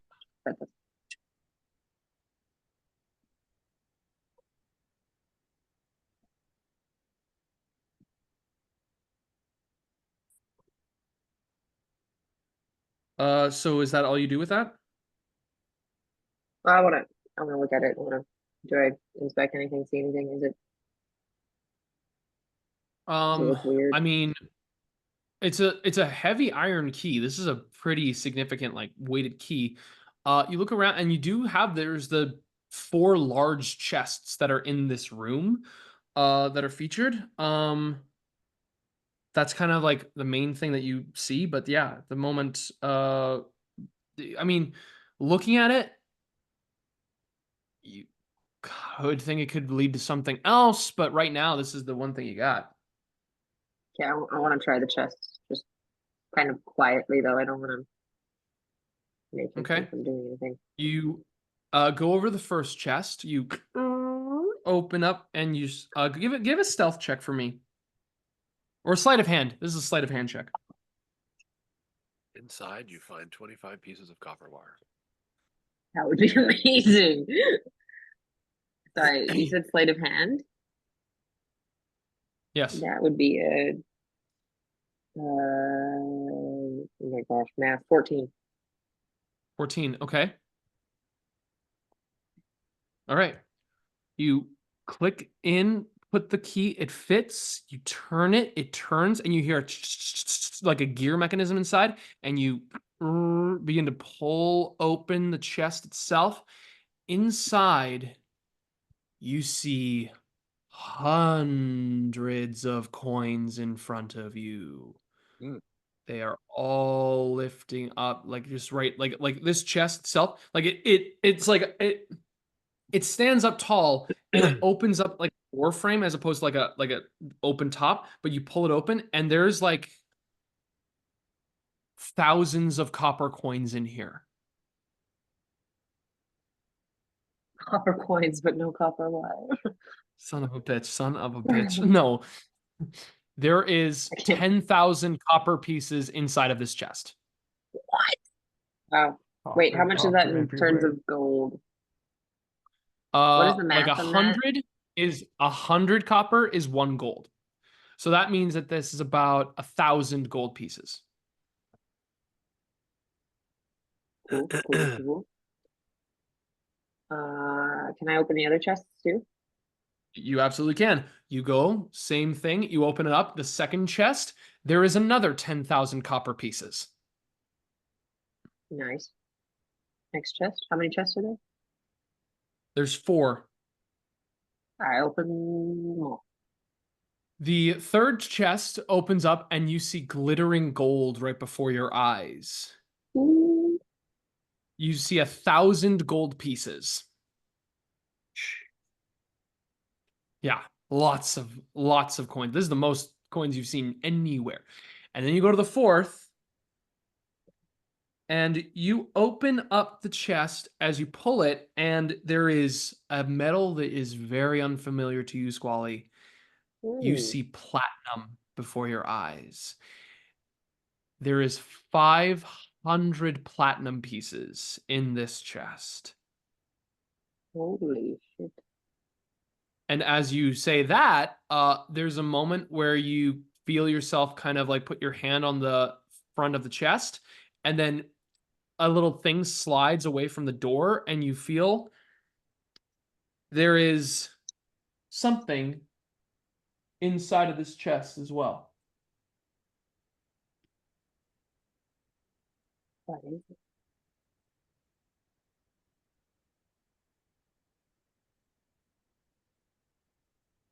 Inside of this chest,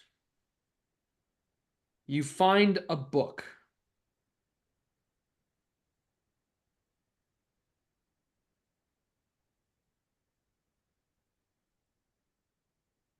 The book itself is hardy. It's a thick, heavier book, but like it's got this nice bound kind of like blue, dark blue cover, and on the center of it, it's kind of like it's like the idea of like something that has been.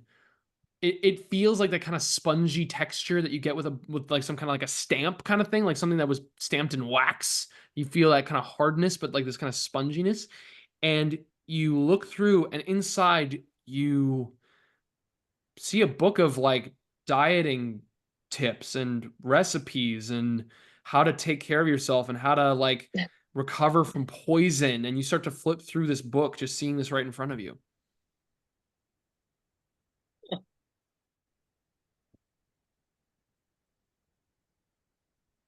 Interesting.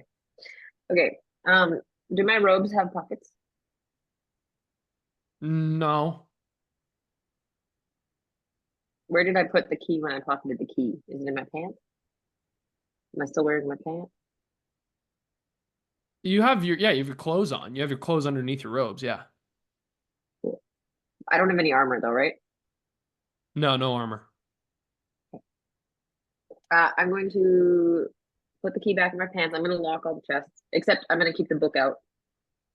Okay, keep the book. I'm going to put, I don't know. I'm just going to take like 5 platinum pieces in my pocket for now. Okay, 5 platinum. Make sure you mark that on your sheet. Sounds good. Sure will. And the book, I just want to. Do I have a satchel or anything? Like, is the book heavy enough that I need like a bag? I mean, it looks as like the book is heavy. It is a big book, but given how you're kind of walking, you could carry it with you. Okay, I'm gonna take that book and my speech. And when I look around at the scattered books around the ground, are there any books that look like they would help in a wedding? Like something silly that would just like, I just want to grab something that would like make it look like I really went through this. I just want to like grab something random. Okay, I mean, with an 18 that you had searched before, I mean, a lot of the books are like ledgers. These are like leather-bound ledgers and notes and some reading material here. Like it's a lot of like number crunching. It's a lot of that, and then a lot of it is also the scrawlings of a madman kind of thing. So it's all like weird, kind of twisted. Like you get like account numbers for taxation, but then you also get someone who's speaking of the screams and the howling dog will eat my face and my flesh. Like that's the kind of vibe of this room. Okay, I just want something that looks old and leather bound then. Perfect. Yeah. Old leather bound book. You can got something Just so like like I that. have a little stack of books with my parchment and my speech, you know? I want to look studious. You got it. Stacked up on your books. Excellent. Okay, then I like brush myself off and I go to the door and I open the door. Wonderful. You open the door to begin to go out through. You are escorted, Squally, by this Triton vampire to go down the steps. You make your way down into the main hallway entry and then turn the corner. You pass by the dining room that you had all gone through before, and what you see in front of you is the castle, lighted torches. It's the warmest it's ever felt. And the decor around the castle is gorgeous. It's weird. It's unsettling. It's like Castle Ravenloft has a breath of life amongst this cold cobblestone. It's the harsh mountains and stones that have shaped this place. It's like it's weird. It's like in the light, in the shadows that are around this like orange and gray tone. It's really weird. And walking around, you can see that there are individuals having conversations. Some of them are like unfamiliar Barovians to you. They're gray faced, they're blue skinned, but they just kind of stare at each other and mutter and mumble. You see a couple of Vistanis walking around as well. They keep to themselves and they kind of begin to laugh and chuckle. But wandering around the place, you can see that there's even like attendants, like these strange floating kind of like pieces like of enchanted like uh like finery and hors d'oeuvres being brought around for people to enjoy. It's like there's so much around you here, and the attendants themselves like kind of like stand at the ready but are blue faced and gray as well, hollow. Go ahead and make a perception check for me. Ooh. Ooh, 8. The one thing you notice as you begin to walk around here with your vampire spawn servant kind of escorting you is you notice the gargoyles are back in position, watching down over everyone. But you would continue to walk. The spawn, you kind of begin to go through, and as you are in this space, they say, "You're welcome if you wish to mix and mingle with anyone that you so desire, but we will also need to keep you here with us, and we will bring you to, well, we will escort you into the chapel when you are ready to go in."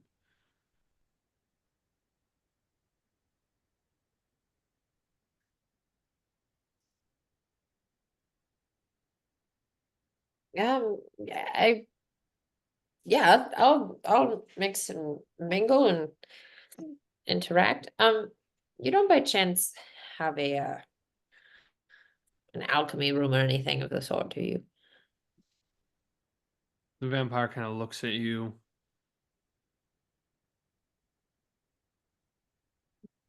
Why do you inquire about an alchemy room?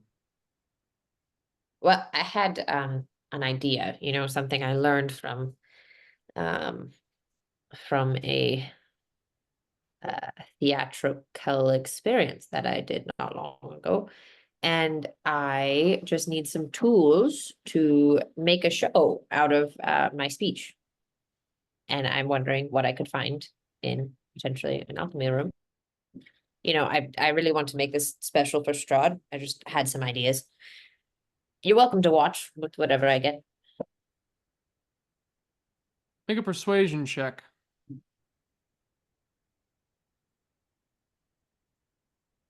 Nat 20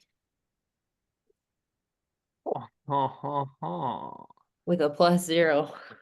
Ho ho ho. The Triton looks at you. Looks around. Well, it may take us close to the service, but we could inquire with our friends upstairs.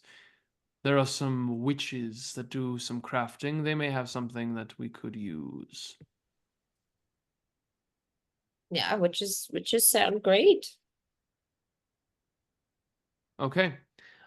You will be escorted to go into the witches' chambers to be able to receive the actual what is it called? Copper wiring. As that happens,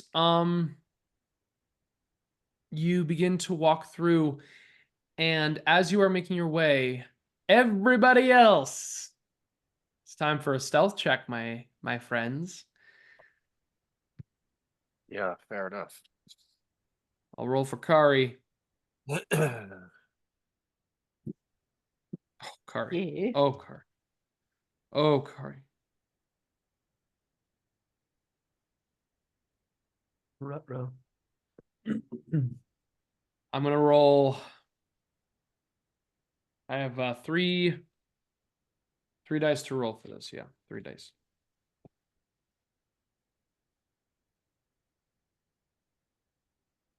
What did everybody roll for their stealth checks? Slack got an 8. Okay. What'd you get, Aaron? I didn't hear you.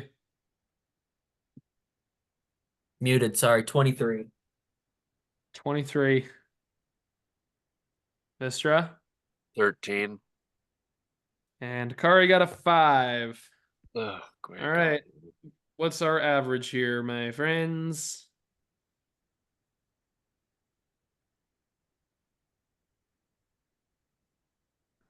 All right, that is a total of 12.25, so a total of 12 on that one. Let's go with 13. All right, I'm going to roll my dice. Okay. Okay. And the last one. Yeah.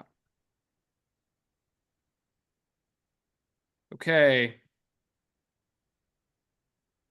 I rolled a 5, a 12, and an 18 or a 19 here. So because of this, you all will enter into the hallway.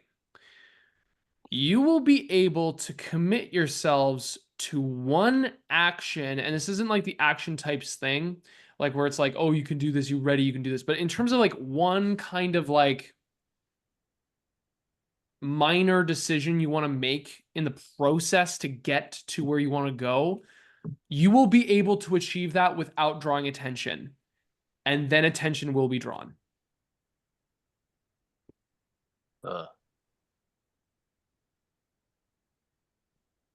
One type of action. How many feet are we away from the stairwell that where you can see? The Long. heart? Away from the heart? You're Yeah. quite a ways away. Yeah, you're quite a ways Yeah. away. That's what I recall. Attention will be drawn, eh? It will be at a certain point, but you can commit yourself to committing one potential action before then.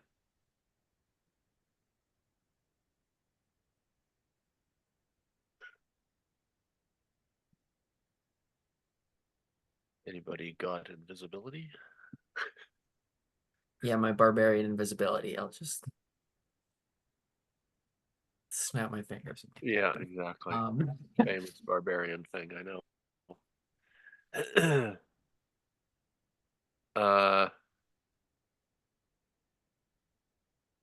Well, Vistara's thought would be to dash. Like I said, this isn't like based on actions in terms of like combat or abilities like that. What I'm talking about in terms of action is like a minor, like constructing basically a scene here. We're going to be constructing like a little minor achievement towards the desire. Like if the main goal was we want to try to get rid of that heart, that's your guys' a goal in this space. You're not going to do that because you're going to get caught at a certain point. What I'm telling you you're able to achieve, and you guys basically paint me the picture and tell me the story about what it is you're trying to do here, you will be able to achieve like a small thing to work to that goal, but you won't be able to actually achieve it because you are going to get spotted at a certain point. So I'm letting you know that if there's something you want to attain or try to do before that point, you're welcome to. Okay. Right.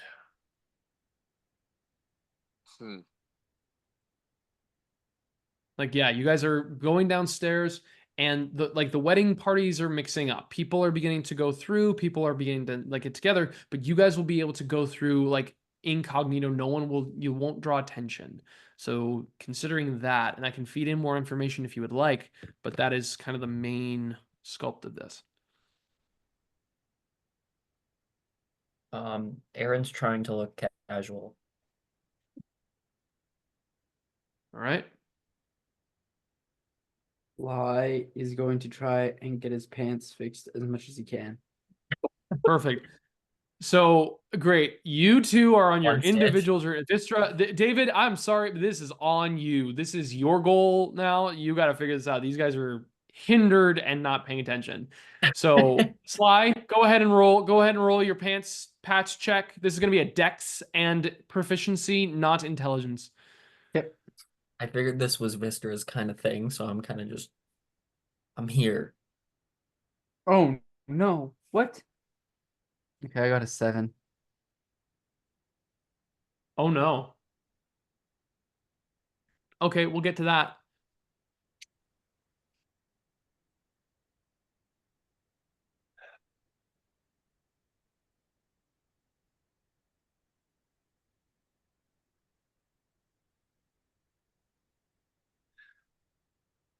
I'd like to know if Wystera can suss out if there's a shortcut to the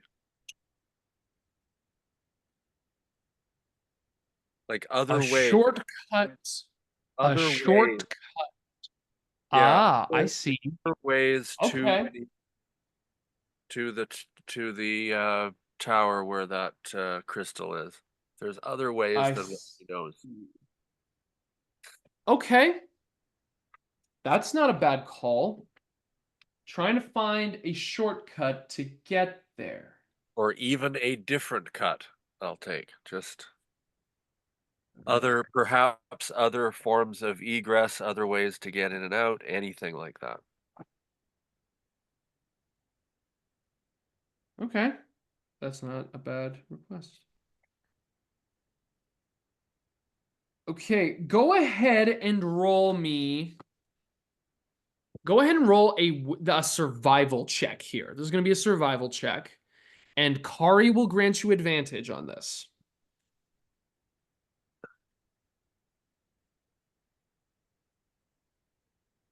16. 16, eh? Okay. So you know that in the floor that you are at right now, it's the worst place to go. This is the worst spot to be in terms of trying to connect to that spot, in terms of that room, because you have no good options. You have no immediate access. So first of all, you get to the main floor and you start mixing and going around and watching out. You guys see Squally. Squally holding a sack of books, and Squally actually diverts attention for a moment for you guys when talking to the Triton vampire spawn. You guys begin to kind of move past, and Squally begins to get them and going in the direction like back the way you guys all came. Vystera, you know, being on the main floor here, there is no good entry point into this area.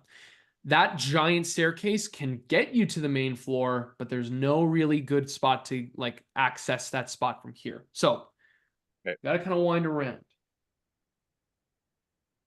You walk back and you backtrack yourself to go to your main stairway, the one that you guys are able to go to get to your room. This is the one that's closer to the dining room space. This staircase is okay, except in order to get you to that one room for example, getting you to the room that or the staircase that you remember getting you to that bone room, like the one with like the Hall of Bones, you have to go across a corridor and there's that pressure plate trap there. So you have to go like one at a time. It's a very like you can't be rushing as a group. You have to break up your movement to get through there. So there is an opportunity for you guys to go through there, but it is slower and it does take you through the Hall of Bones and that it takes you down into that whole like cellar area. Now, in terms of safety or another quick route, you haven't been in the chapel yet. And there are portions you go. I'm going back on the places that you've been so far. Yep. You know that if you were to go up steps here, You would there's the stairs that lead to the parapets. So like if you wanted to travel up to connect to another set of stairs. Let's see where those stairs connect to. There's the stairs that lead to the parapets. Here's a risky one, Wystera. And it's very risky. The best chance you have in terms of travel. I'm looking at this all over. And you walking through the castle, taking the time, like re-going through like you go on the main floor, you go upstairs, you're starting to wander here. And the best options are these. If you want to go for quick access, where you do not break up your movement, you would take the stairs down, the ones that are right outside the place you're sleeping. You would go down the steps into that area where the cellar is, where you go past that pressure plate traps space. Yeah. And then you make a choice. You can go to that Hall of Bones area and you can either choose left or right. If you choose left in the Hall of Bones, and keep track of this, if you choose left in the Hall of Bones, you will go up another set of stairs that will take you to the parapets. And then you can walk around the walls of the castle, like the outside walls.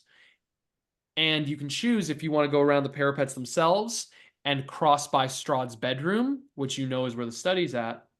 Yep. Or you go around the fullness of the walls to connect to the opposite side of the parapets, and then you connect to it.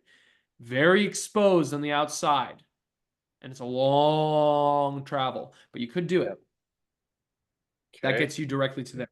The other option is that you go through that really ruddy, torn apart room where there was all that, all those like torn up furniture and splintered stuff. If you go like the right side in that Hall of Bones, where you go into that like torn up space, there's a set of stairs that goes up, and then you're immediately there. You're immediately at the base of that staircase, and then you can start circling up to get right to the heart.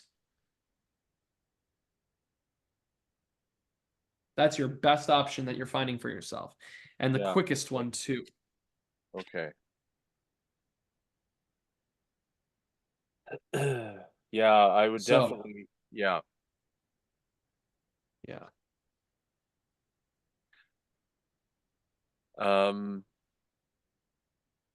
Now, here's the trick. This is, again, you going through the castle and wandering around. Now, sorry, Wystera, continuing your thought. What were you saying? No, it's okay. Keep going. Okay. You are having this moment for you to keep looking around, taking that time. You have to go down the stairs. You have to travel down. You have to go through the castle in these spaces. You're wandering. There's like people in the castle, but you're keeping away. You're keeping like moving through as attendants are going around. Eren's just there for the ride. Kari's kind of helping you guide. And Sly is working on his pants. You guys begin to go through. There's a moment for you,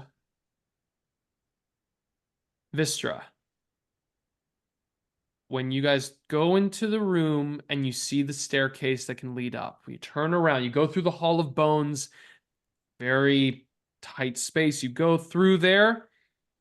And as you're working, Sly is trying to patch up the pants, but he's moving his leg. He's like walking and going. He tries to stop, but then you guys have to start going and he's getting invested. Like, Sly, you're really focusing on your pants at this moment. But then when people start moving again, it's like, ah, shoot. And he keeps going.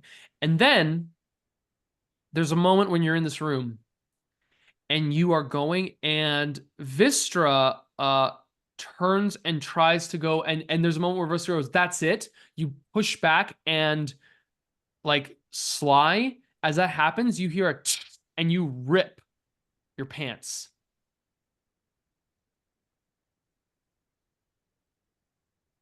You tear them at the knee, Sly. There is a hole on your pants and your knee is exposed.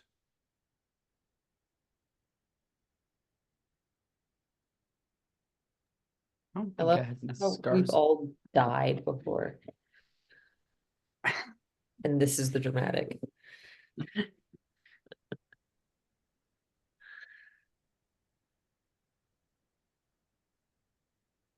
This is the greatest heartbreak of Sly's life.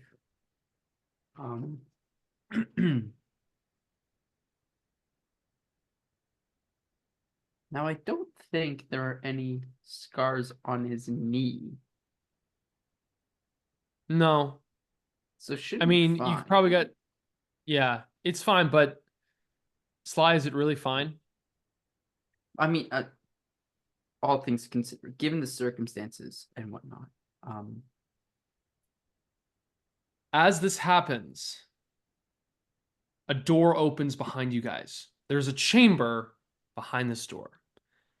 Eren, I want you to make a perception check.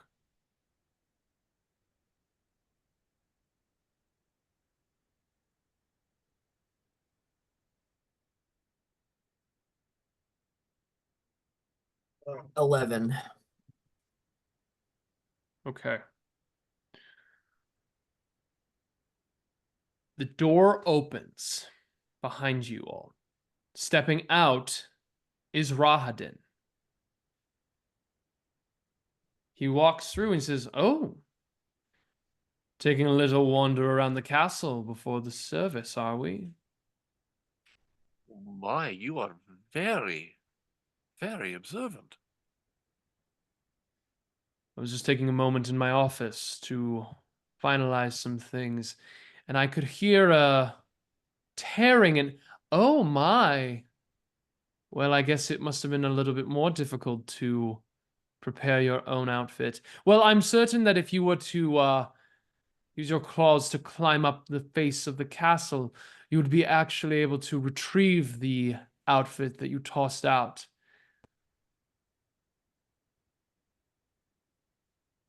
Yes. Well, Sly says nothing and doesn't look or even really acknowledge him. Eren, you see a faint blue glow coming from Rahadin's office. What'd you do in there? I said, finalizing a few things. Anyway, Some I can blue see things? you're also... I can see that you're not wearing the apparel that is I'd given you before. So I will just take a quick moment here. I'm wearing it. Yes, you're a good boy. The rest of you, I will be joining you in a I moment. immediately and I'll take take- off the shirt. Wystera, Wystera takes a step towards the office. Take a step towards the office? Sure. To see what happens. Trying to look in the blue glow, see if I can see what's going on in there. You want to make a perception check? Please. Sure, do it.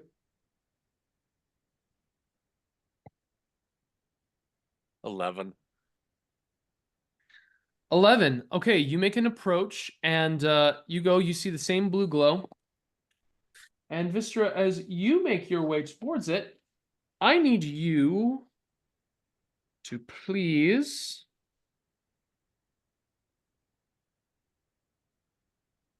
go ahead and make a wisdom saving throw for me, please. You got it.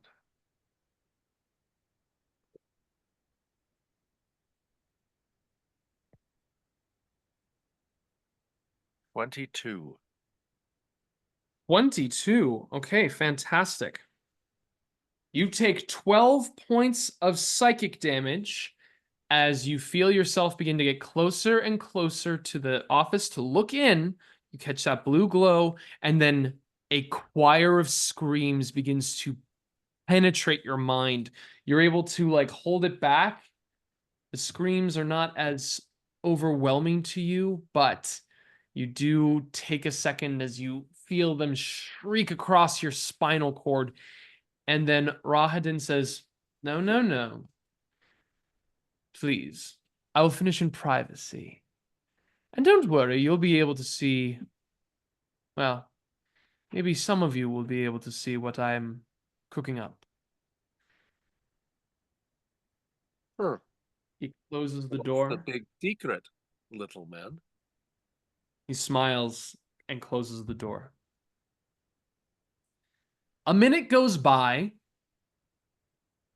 and then the door opens again, and Rahadin enters with a smile on his face.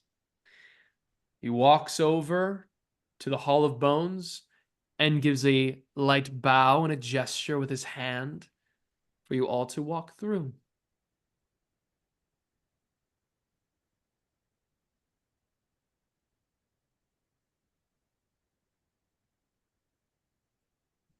Walk through where?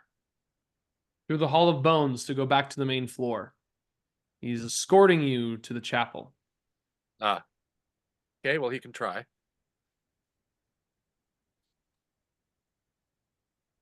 Wait, He's waiting we're for you. still exploring.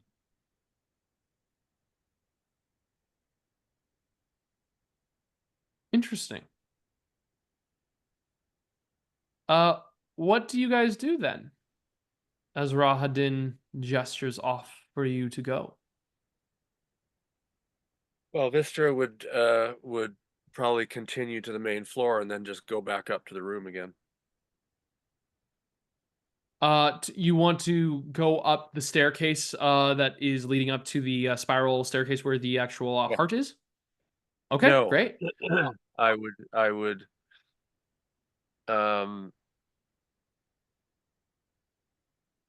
so he's going to escort us to the main hallway and then supposedly to the wedding ceremony. That's his Yes. thing.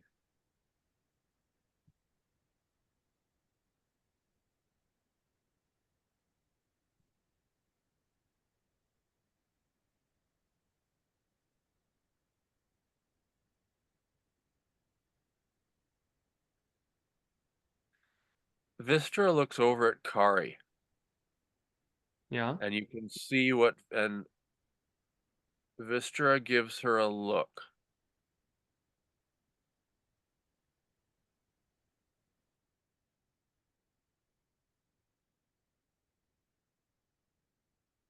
Kari looks at you. That look.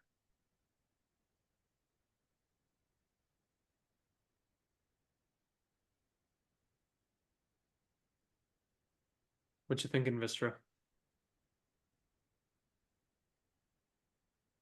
Wystera, this is almost. I'd like this to be a little bit of a Ben Gesserit moment here. Don't have the finger signs, but Wystera very slightly looks towards Rahadin and back at Kari with Okay. a questioning look on her face.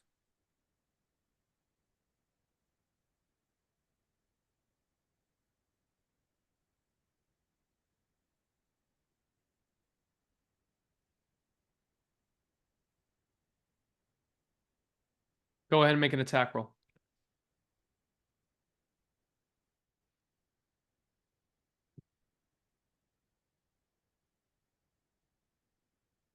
$29. That's going to hit.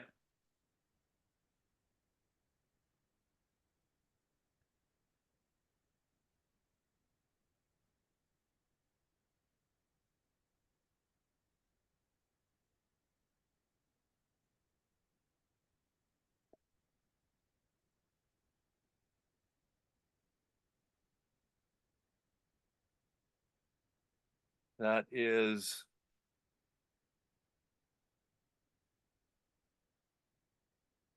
19 damage. Psychic. 19 psychic damage. Okay. Who returned the favor? Is this with your sword? Yep.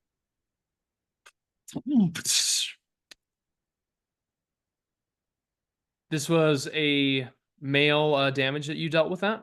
Yep. What and is the right. damage with Plus what a is D8. No, it is not plus a D8. Because Okay. as you stab the shadow blade through this creature, you see as the shadow goes through and its own body kind of pulls around and creates this like shadow effect as if a giant gaping wound has split through its hole.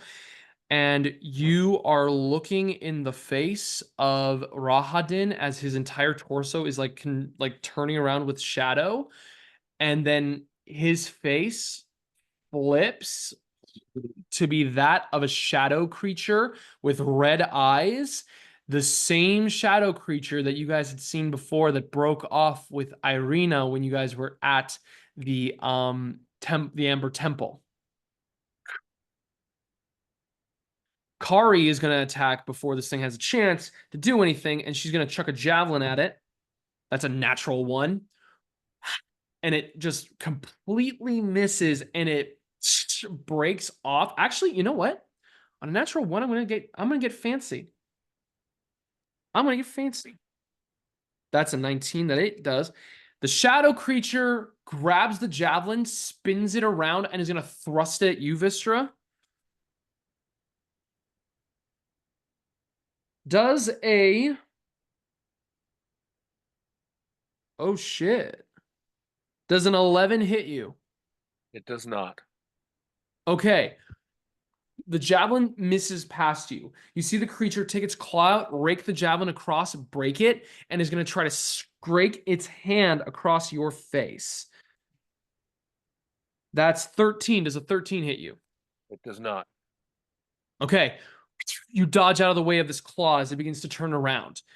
All right. You know what? I think we're going to take our break right here. And we're going to come back in just a couple minutes. This is going to be a quick 10, guys. We got a lot to do right now, but we're coming back in 10. Okay. Thank you. Ooh, Nelly. All right, everyone, welcome back. I need everyone to roll initiative that wants to be active in this fight.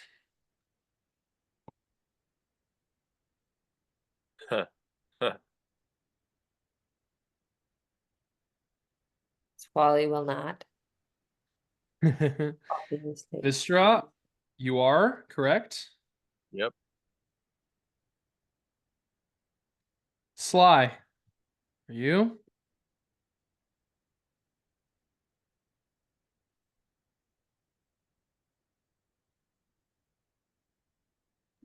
I think so. Eren, are you? I don't know.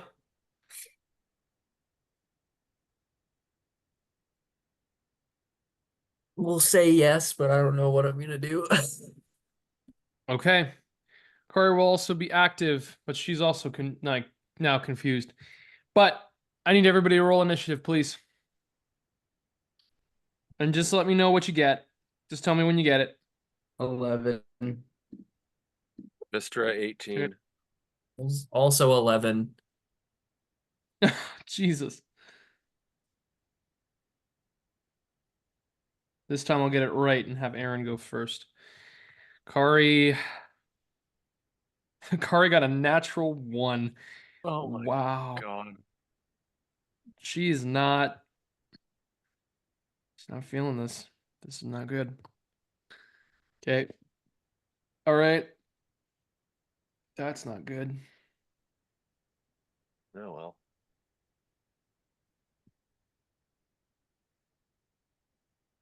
Oh, roll for Twitch, please, if Twitch is also a part of this. Oh, right. Thank you. 16. And what did you roll in 18? Yes. Great. Okay. I think that's bad. I think that's all. This is all bad. Let's see. Oh yeah, I rolled an 11 too.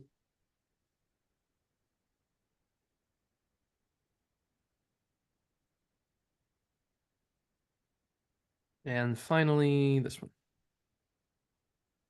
Okay. So, The first person to act is not a person. It is the Shadow Demon. Shadow Demon is going to go first.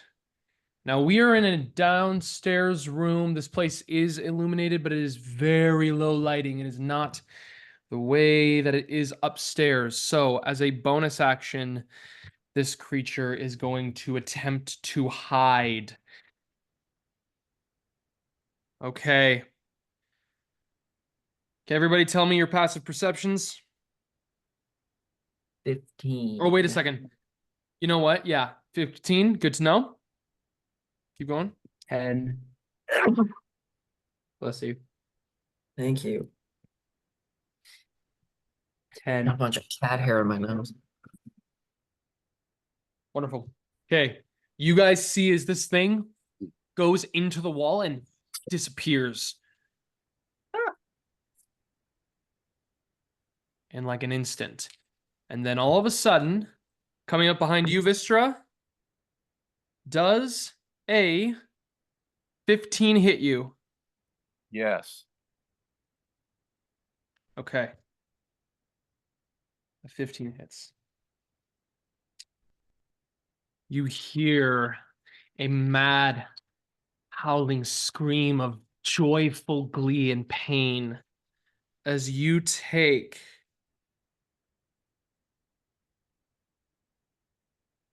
17 points of psychic damage as you feel a claw wrench out of the darkness, streaking across, and you hear this maddening howl of glee and pain, and you feel this sensation of delight, but also horror, because this is the same sensation that you feel across your own spine. The sensation that you feel right now is the same thing that you inflict upon others, and you know where this can lead. All right. The creature is visible once again. It now goes to Vystra's turn. Okay, I'll Eldritch Blast it. You're going to have an attack with disadvantage on that.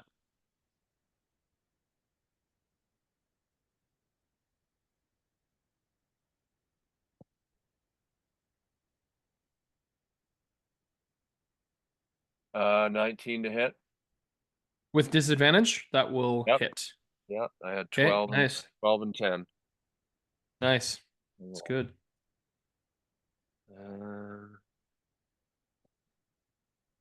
Nice. 14 damage, force damage. 14 force damage. Very nice. Okay, go ahead and make your other attack. Second defensive. 10 and 9. 9 plus 9, 18. That hits. Good.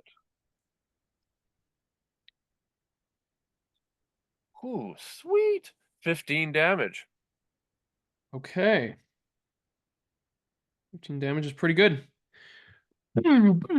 Purple beams smack into the Shadow Demon. It's now Twitch's turn.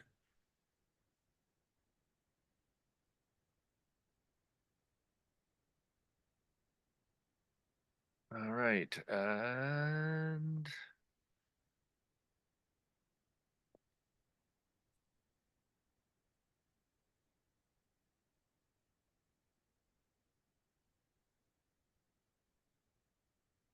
okay, I will. So 14 to hit. 14 to hit with Twitch. That is going to hit. Excellent. Okay, so I will go for. Ugh.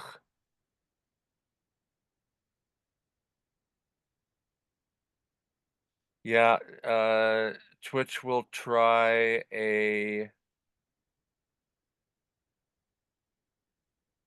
We'll try her sting. Okay.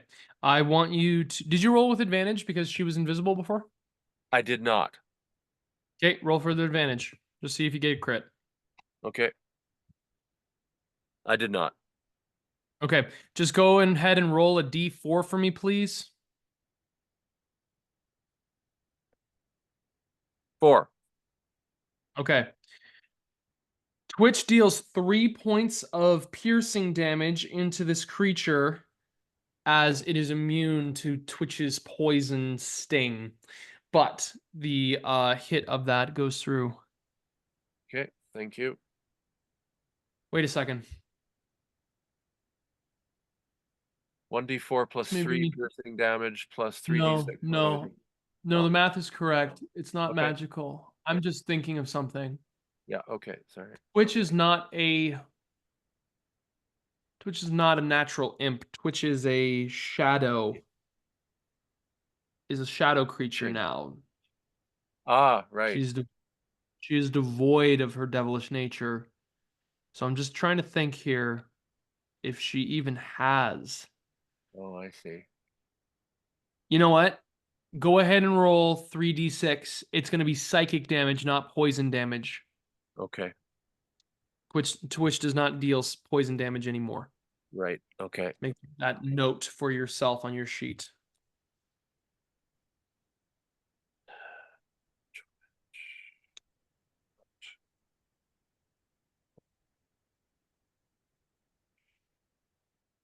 Or it's psychic. Okay. And then, Okay, yes, 3d6. please. 3d6. Tell me what you get. Yeah, 3d6 is 12. 12 point. Damn. Okay. You have Twitch stick in shadow on shadow energy being blasted here in this corner as you're all fighting there. As that is occurring, the ruckus, the door opens fast, but coolly walking out is Rahadin. Steps through this door. He goes, "Oh, well, that's interesting. I would have thought you were all on your way upstairs." As you're fighting here, he's just calmly there with his sword drawn. He walks past you, Sly. He walks next to Eren. He does not break engagement with any of you. He stands in between all of you. As he stands there, he goes, "Oh, well. I'm ashamed to see that you've all decided to yourselves interfere at the moment with the wedding. That's upsetting." He closes his eyes, and just all of you around him need to make a wisdom saving throw.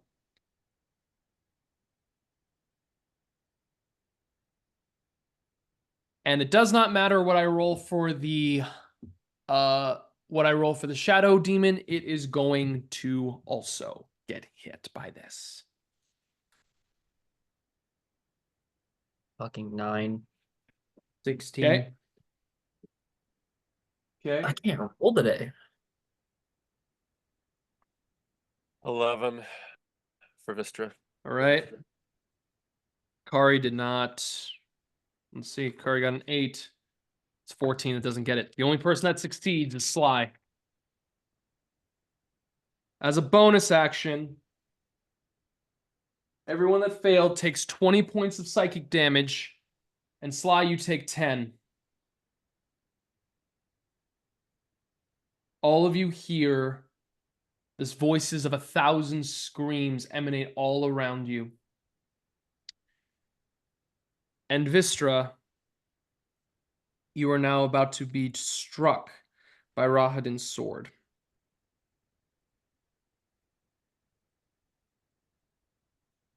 Kari is now at, I just had to take a note on that, 87. Oh no, she's 77. She took 20. Okay. Now this is all going to be non-lethal, Wystera. But all that being said, that's a natural 20. Wystera, that is a 30 to hit you. Yep. Good. That is a 18 to hit. Yep. And a 19 to hit. Yep. We'll start with the crit.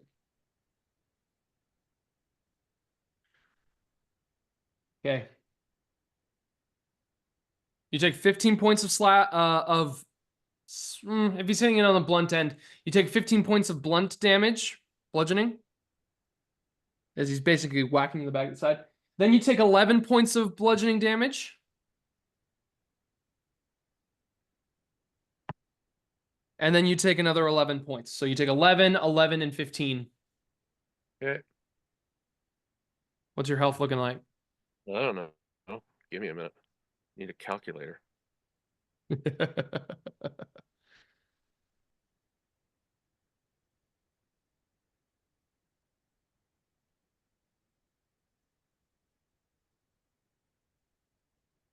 Yep, I'm down. Okay. So, Rahadin comes out in an instant. And in like a microsecond, you feel the screams. All of you reel back. Sly, you're the only one that is able to consciously watch as Rahadin moves with unearthly speed. And as the shadow form of him explodes and shadow is cast to the wall, Rahadin takes the blunt end of his blade, smashes Wystera like once in the ribs, once across the side of the temple, and the other on the opposite side of the head. So she's like ringing, and you just see Wystera drop down, unconscious, in an instant. Rahadin then flicks his sword and just stands and presents himself in front of all of you. Eren, it is your turn.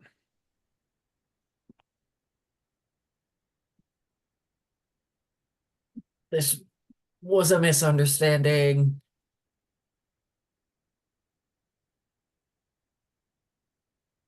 I don't know what got into our friend. Just let us take her and we'll go. Sly, what do you do? I will just say I had no intention of attacking you. Sly just kind of stands behind Eren, just supporting him, ready in case of anything. Okay.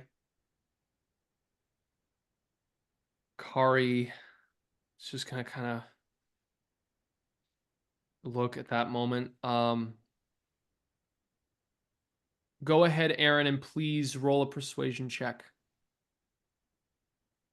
I'm not very good at that, and I'm rolling terribly. Yeah. 15. 15. Rahadin looks at all of you. And as you say that, Eren, the tremble, the exasperation in your voice brings a deep, dark smile to his face. It's a familiar smile. Actually, no, it's not a familiar smile. The best you can infer is that that is a familiar way you're talking to him. The way he looks at you is if he's looking at an old friend. He smiles. Very well. Go on and take her. Although I don't feel quite comfortable with you all walking through as this situation is, so I'm going to have you all escorted. Please. Coming out of the room, you see 4 Vistani come out. I want everyone that is conscious to make perception checks here. How many shit rolls do I have? Oh, it's better. 18. Okay. Kari rolled 8. 20. 8. Okay. Sly, you won't notice. These 4 Vistani come out of Rahadin's office. Be sure to make them go into the chapel. They're going to present themselves as is, I guess, but make sure that they're seated comfortably and make sure they do not disturb the proceedings. Oh, and this one, be sure that she's awoken by the time the ceremony begins. However, if any of you have something to bind her hands to make sure she's able to sit attentively, I'd recommend that. Rahadin turns back to go into his office. He looks over his shoulder at all of you and says, "You know, if I knew my master wasn't wanting you all for himself, well, the things we do for the ones we care about. Yeah, I guess you'll find out soon enough what he has waiting for you." He closes the door. Wystera's hands are bound.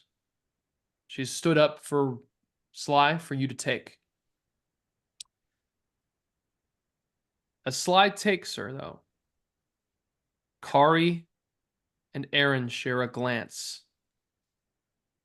The two of you notice something with these Vistani, Eren. These are familiar faces. And they have missing gems in their rings.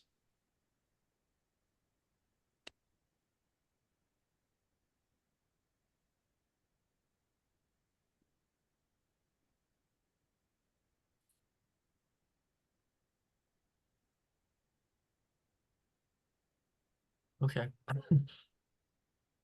And they begin to escort you upstairs to go to the chapel.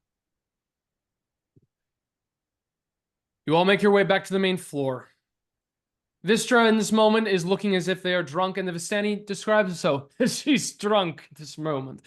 She's these ones decide to sneak into the cellar before the wedding, and this one made a fool of herself. And look what happened.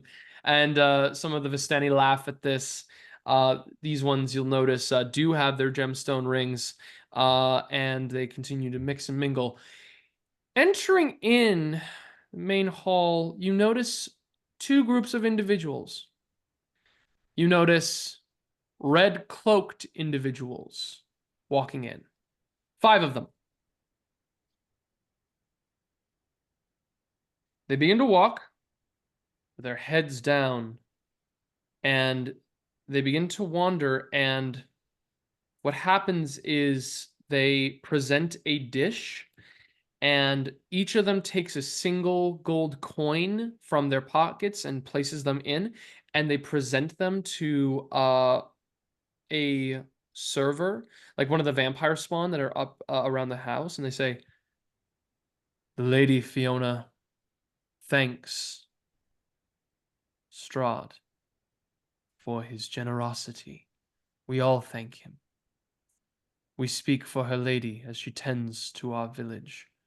She apologizes for the fact that she could not come today, but we hope that the Lord will humbly accept our gifts that we received from his generous power." Vampire smiles and takes these coins. You also notice entering in that a few individuals walk in with some apparel that was similar to the ones that Sly you rejected. They are formal wear, but they are tardy and torn. 3 muscular individuals, 2 female, 1 male, begin to walk in,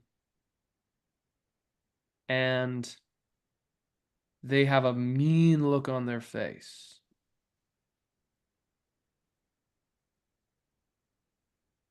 But they start taking in the room around them. The doors open to the central hall, leading off to the chapel. All of you are able to move in. At this point, Wystera, I want you to make what is it? Just make a single death saving throw for me, please. This is just going to determine if you will be conscious by the time you will get into chapel. 18. You will be conscious, and you will be conscious as you are walking. So you will be with these Vistani, but you will be going here. So all of you begin to go in. As you begin to walk, the main chapel doors are open, and you notice that The chapel is gorgeous, set with beautiful tapestries, wedding decorations. The pews are lined up, and you see the altar before you. At the altar is this long stretching silk. You see it set white, pure, beautiful white. There are steps leading up towards this large altar where there stands a kind of like a ceremonial kind of golden set metal thing to hold like a book of some kind, and the pews. Now, what's interesting is that many of the seats are already occupied at this moment, but there are 3 pews that have openings.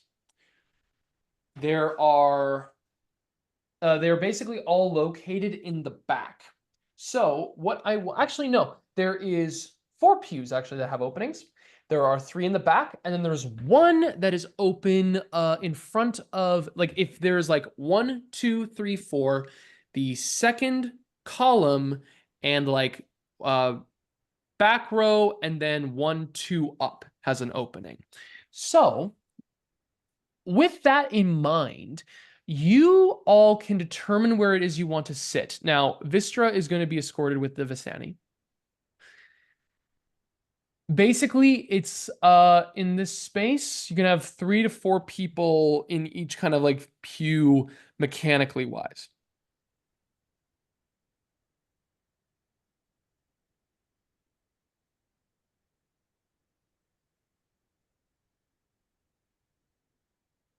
So, I ask you where you'd like to sit.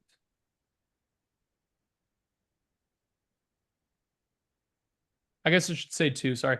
Column 2, column 3, and column 4 all have openings. Column 2 and 3 are closest to the altar as well.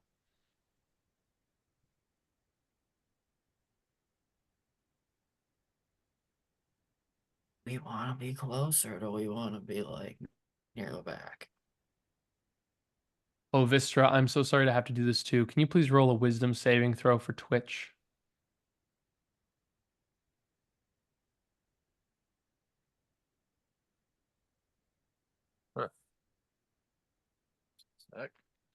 Wisdom. What'd you roll on it? Twitch has a +1. Oh, okay. I rolled a 19. Okay, Twitch will take 10 points of damage at that point, which is going to be Twitch's meeting Twitch's HP. To be fair, Kari will use 1 point of her lay on hands to get Twitch to 1 hit point. So Twitch is still conscious, but invisible with you guys. Okay. All right. Sorry, continue with your seating.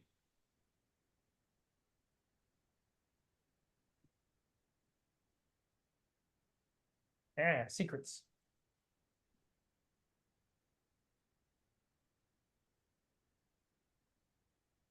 Do we want to be close, or do we want to be far?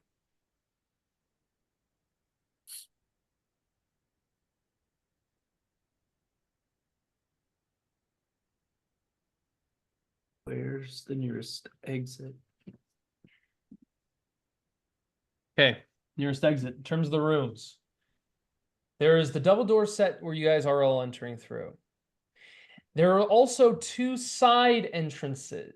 You don't know exactly where they go. Above you, there's a tall balcony, but to the left, you look over, you can't really see much, but you do see that there's a statue that is set up and going deeper. And then there's another area where there's another statue going deeper. If you go closer to the, like, your right, you will notice that there is a spiral staircase that begins to open up. It goes upstairs and downstairs. Going farther to the left, there's a single set of stairs that begins to go upstairs.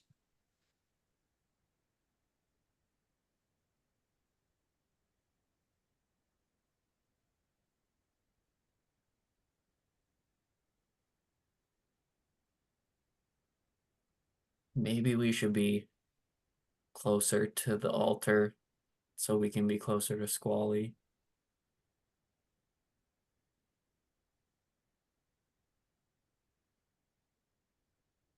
Yeah, probably.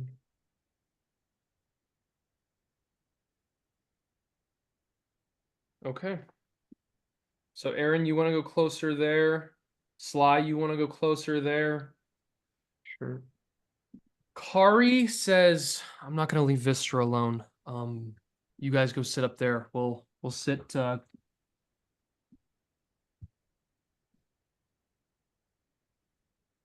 we'll sit Wystera not across from Vistara's going to be going with the Vistani. They're escorting Wystera. They're not letting her go anywhere really without. Yes. Well, Or- maybe we should just stay with Wystera then. No, you guys go closer. That's a smart play. Go close. I'll stay with Wystera. I'm really the only one that can help her at this point. Okay. If you say so. All right. So you guys are going to go close. Wystera, two of you, Kari, and these Vistani sit down. As you both sit down, Kari just kind of looks over at one of the hardier, kind of like smaller, it's like halfling Vistani. She looks over and just kind of like whispers towards them, says,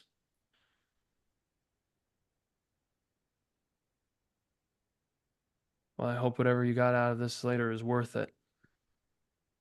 Vistani kind of looks over. And Wystera, you come into consciousness at this point, you will also be able to notice the fact that these are individuals that don't have their rings as well. Coming in, you see with all the other places where there are Barovians all in attendance, the red cloaked individuals begin to sit down, and then they individuals, the rattier clothes individuals begin to sit. One of them stumbles. Wystera, I want you to please get a perception check on that.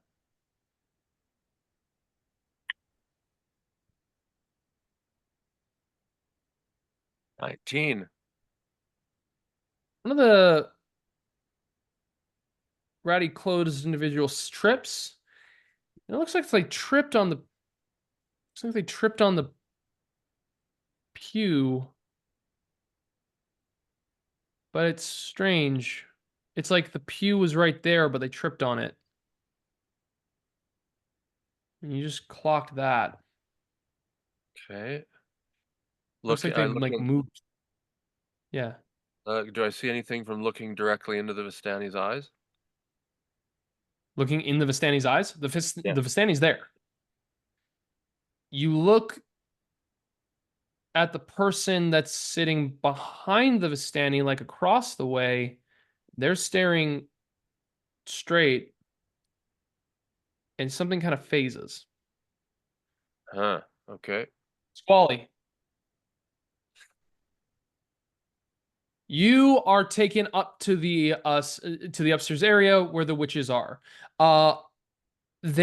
The witches, it's kind of like shrouded up room, but you are brought here. A knock is made on the door, and they communicate with the vampire spawn, and with that, they present you with a copper wire. They bring it out. You can smell this like really pungent stench of craft, and one of them begins to mutter and say, "I haven't seen you haven't seen Bryn or."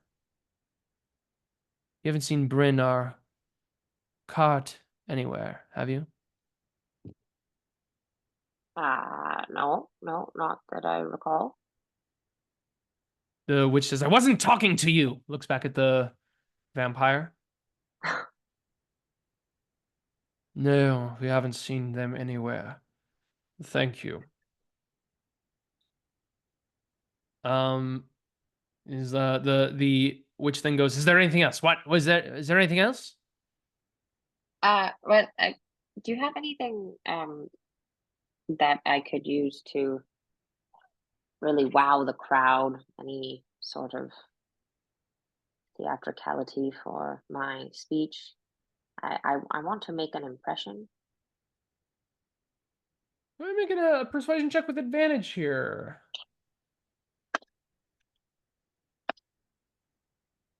13. Sorry, 13. 13. Okay, a 13. Let's see. You're on 13.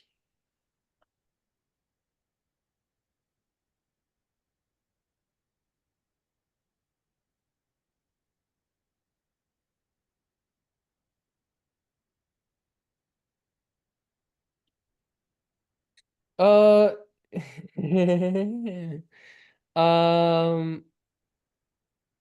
one of the yeah, they come back, they leave, then they come back, and the witch just brings out a book in hand, a very dark leather-bound book with black pages like at the edge, and presents it out to you. This could certainly give a wow out to some people in the crowd.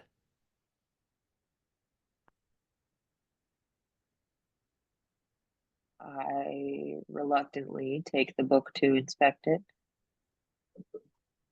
All right. You touch the book, and as you do, you look over it, you flip through, and what you see, Squally, is some of the most vile and horrendous things that have ever been put to page. You take 5 points of psychic damage Shit. just Okay. in a short time holding and looking at this book, and it continuously, as you begin to turn the pages, you are seeing ciphers of spells, but like, for example, you are seeing spells. You can't really make out the full information, but you are seeing a spell. Wait, you know detect magic, correct? Yeah. Okay, you see a cipher for detect magic, but the detection is like revealing horrifying monstrosities coming through, arcane horrors that would drive an individual mad. And your voices in your brain begin to swirl around as you begin to feel the air kind of around you begin to turn and scream and cause you pain. um, no, it's not quite what I was looking for. This is a wedding celebration, you know. You can keep this. And I just kind of hand the book back. A wedding for our ancient lord. Nothing more perfect than this. And they take the book and then close the door in front of your face. Cool. Am I still with the trident though? Yep. Okay. Okay, so you said Strahd is preparing and I don't have time to ask him some questions. Is there anyone else I can ask some important efficient questions to? The vampire looks at you with just a complete confusion and says, "From what I've seen of you before, you seem to already carry holy power with you. So I assume that you are Yes, the but I'm most not qualified person." I'm not all knowing. I'd love to at least see the rings or know who the ring Strahd is marrying. A name would be nice. It's part of my speech. I need the names for my speech. And I'm just kind of freaking out. I'm just like, there's specific Sure. things I need for this to go perfectly. There's a lot of pressure. Right. Starts, Well, I know acting okay, fine. hysterical. Stop yelling at me. Stop yelling. Stop. The Triton just goes. The name's it's Strahd. Yes, it is. It is Count Strahd von Zarovich, and it's eerie.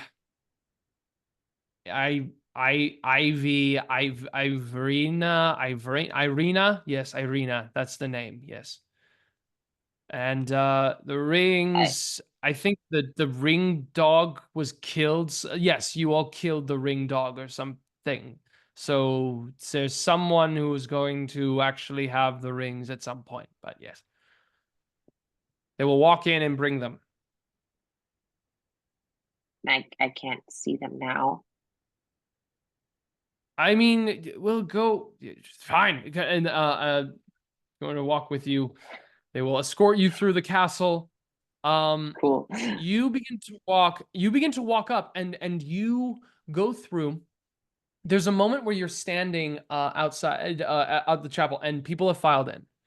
And you see standing outside in a very ornamental, beautiful outfit, tight to his body, so his frame is there, but you can see it's very like functional. He's got a nice little pauldron over his shoulder. You see standing in front of you, you see Ratka holding a cushion with a small box on it. And he gives you a little wink. Just a smile and a wink. Quality's like just standing still. And he's like, may I see those momentarily? He's like, trying not to give away that he knows Raka. Of course, I can present them to you right now. And he opens the rings and you see these beautiful inlaid, like golden bands.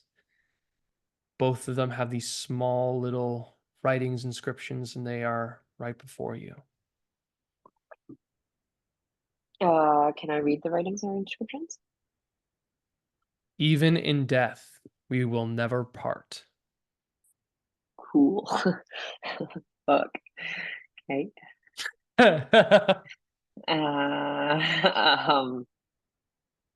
Scully gulps a little bit.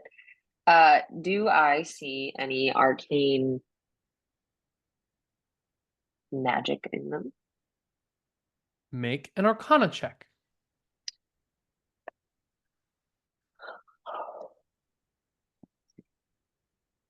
14. 14. Initially, as you look over, there seems to be a small enchantment. A small one.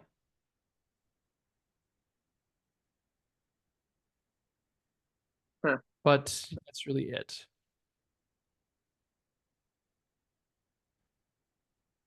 I look at Ratka and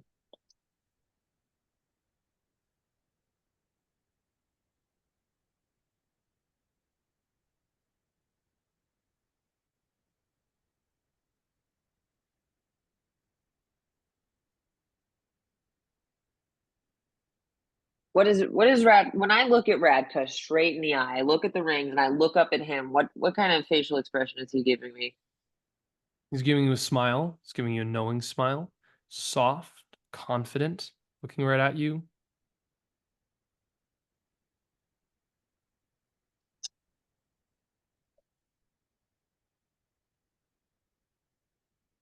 Okay, Squally backs off. Okay. Very good. And okay, this is a question for DM. Did we ever learn Irina's last name? Irina Kuliana. Kuliana. Cool. How do you spell that? Kolyana.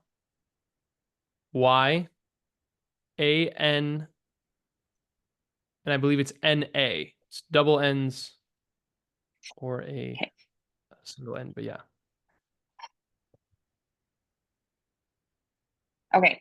I look over to the Triton and say, I believe I have everything I need. Triton, after going through these errands with you, just says, good. And then we begin to escort and walk with you down the main hallway leading to the chapel. The door is currently closed.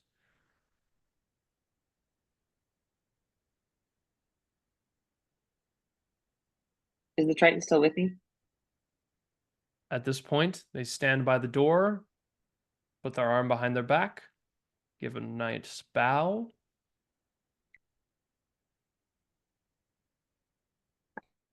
I bow. Just tell me when you want me to open the door. Oh, sorry. One question. Is this where everyone else will enter? Is Strahd coming here? Is Everyone Irina else, coming yes, everyone else will enter here. You were the first to go. You were the first to go. I lead? Yes, you lead. You will go to the front. You will stand. You will address the crowd, and then they will come through. The groom and the bride will come after you. I don't. Is there a wedding party? I was told that I had to keep you in the room and bring you out and take you around the castle. As far as I understand it, you're the person who's supposed to address everyone. You say something, and then everyone else is coming in through. So that's what I think is happening. Do we know how many people are here? I mean, maybe like I don't know, like a 50, 100. I don't listen.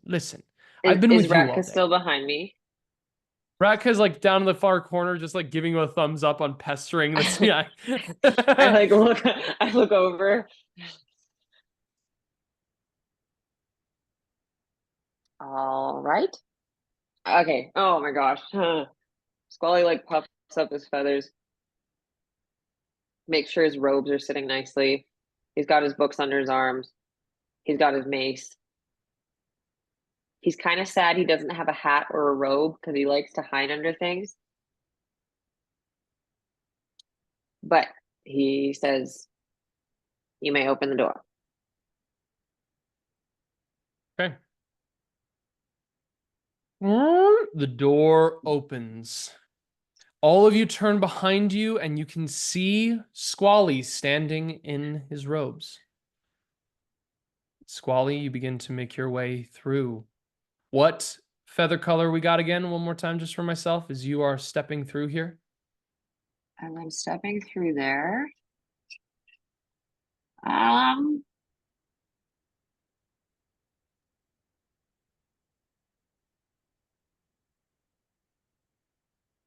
you know what? There's no color. It is baseline. In this moment, as Squally is walking, Squally is really trying not to think of anyone else. Mainly the only person he's got on his mind is Irina. And he is just locked in on that. He's not paying attention to anything else. All right. You are at the most neutral of tones that you've had for yourself. You're neutral. You're like kind of like, I believe it's like navyish blue kind of feather color, just like the one that you normally have for yourself. And you begin to walk across past all the pews. You step up to the altar. You have your mace at the side. You take a small breath. But as you breathe out, you feel the breath of hundreds of people come out. As you expel, you turn around, you present yourself in front of the crowd.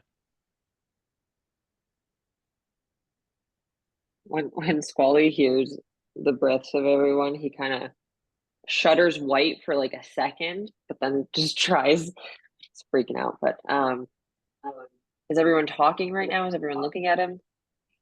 Everyone is looking. You see faces, gray, blue, purplish, lost of coloration of men, women, children. You see the red cloaked individuals.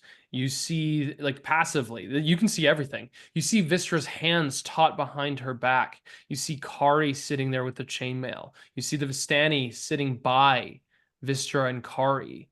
You would have noticed too that they are individuals that have the gemstones missing in their rings.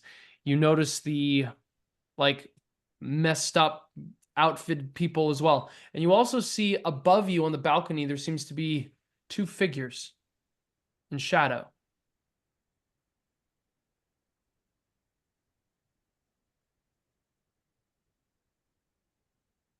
Alrighty, Squally is going to look to his friends and make eye contact with everybody. Yeah. You do that.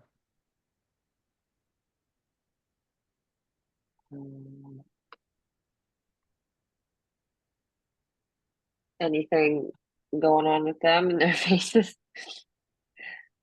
I'm giving you the thumbs up, but like, you got this. Thanks. Ditto. Same here.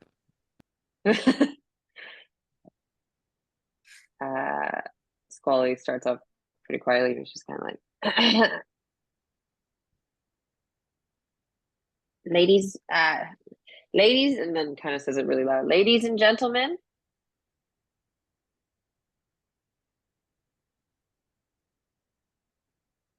Please rise.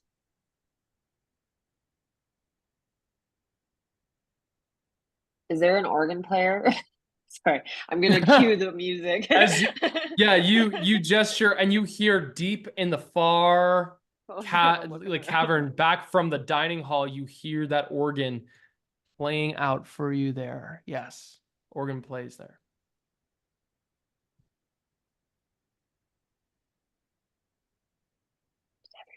Rise. Yes, everyone. Eren Everyone immediately stand- stood up, was like the first one when you said it. Trying to give you the authority. So Eren rises, but as Eren rises, it looks like he just disappears from the pew. Yeah, because everyone else rises Yeah. above him. I was probably taller sitting down, but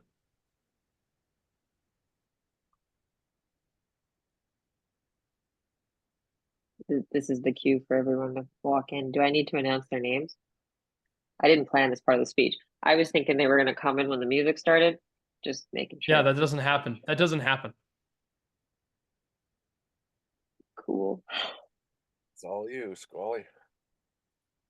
Well, I need them to be in here to do my speech.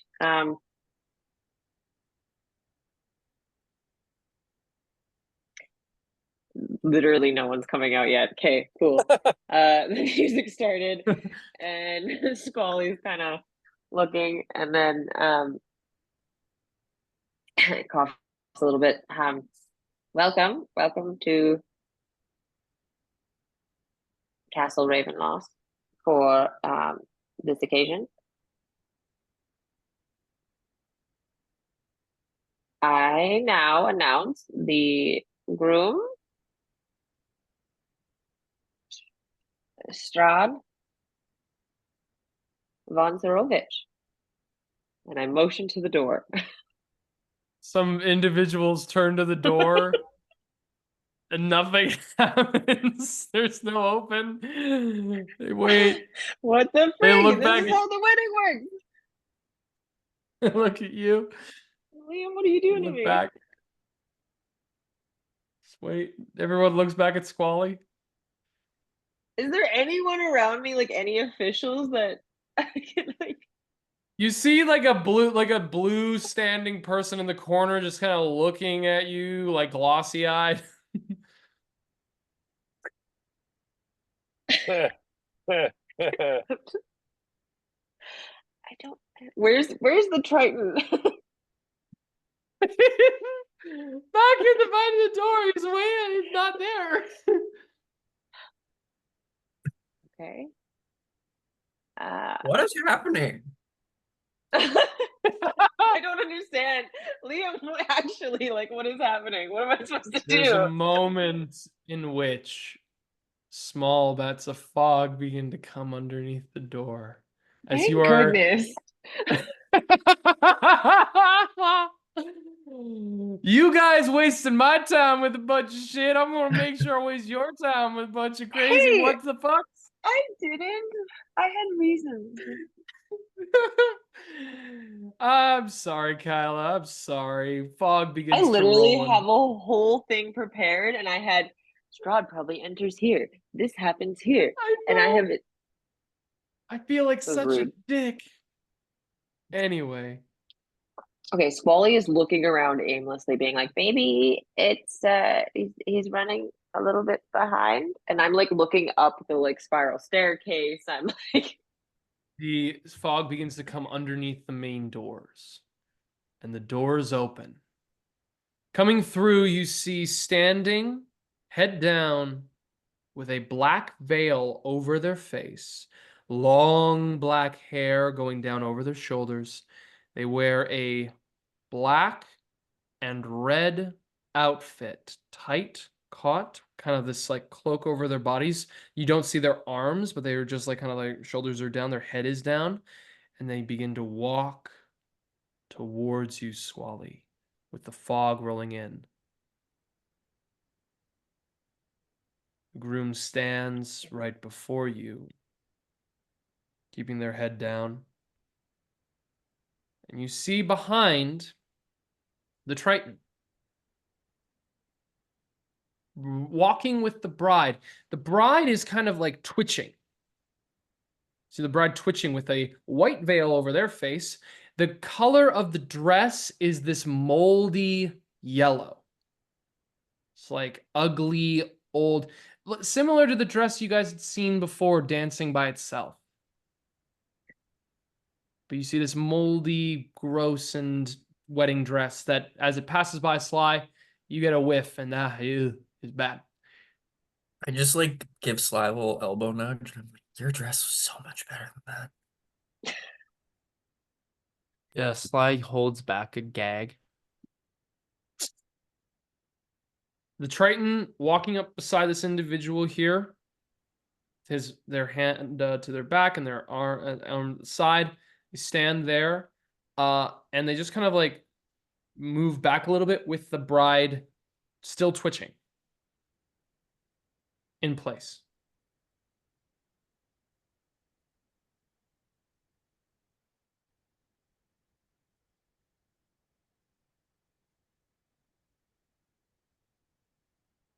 Is Strahd at the altar now? Yes. At the altar. Okay, I give a little bow.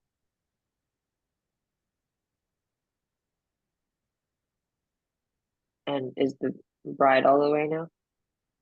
Yeah, they are at the front now, right before you.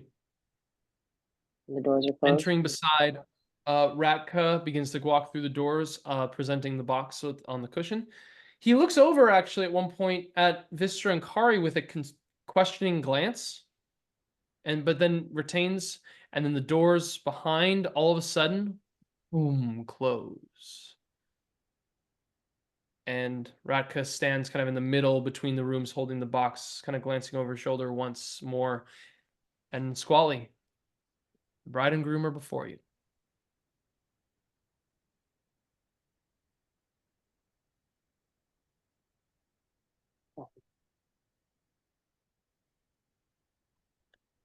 I look to both. Is Irina like covered at all? Yes, face is covered. You do not see Irina's face. It's the same as the groom. Her hair is this kind of like is the auburn hair herself. She has a white veil over her face. And it's kind of like a white shroud over her, or this like moldy whitish shroud. But yeah, as she's just twitching. And we don't have any sign of Ishmark anywhere, hey? Nope.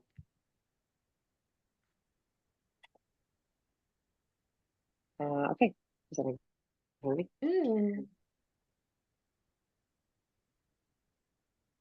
You may all now be seated. Did the music finish? Sorry, I have this all playing out in my head really beautifully. Did the music finish? The organ ceases after you ask that. You kind of like music finished and it ceases, drops down. I invite you all to be seated.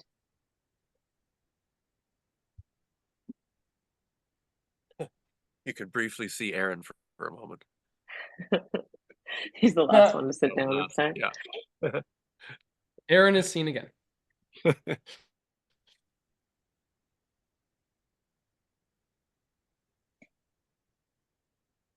All right. By the way, I put my books down so that I have my hands free. Just by the way. And is there anywhere I can put my mace? Your mace is currently like it's gonna be at your side. It's like kind of like on a clip that is like on your side hilts for yourself. That's where it's set. Yeah. Do I also have a thing to put my speech on, or? Oh yeah, like at the altar, there's an actual thing able to have your book. You're able to hold your books basically. Perfect. I just wanted to make sure. Okay. 1 second. Yeah, 1 second. Tell me when you're ready. It's fine. Fantastic. I'll do that. Thank you. Appreciate you. All right.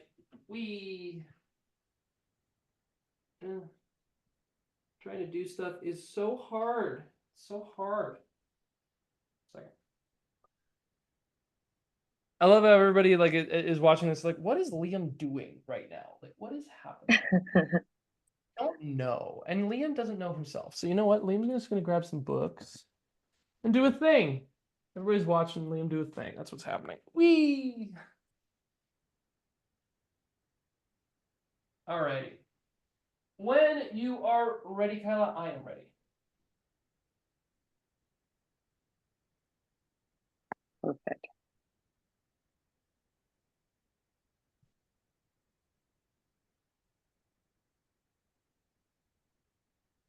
All right.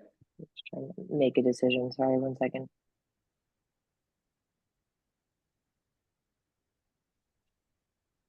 All right.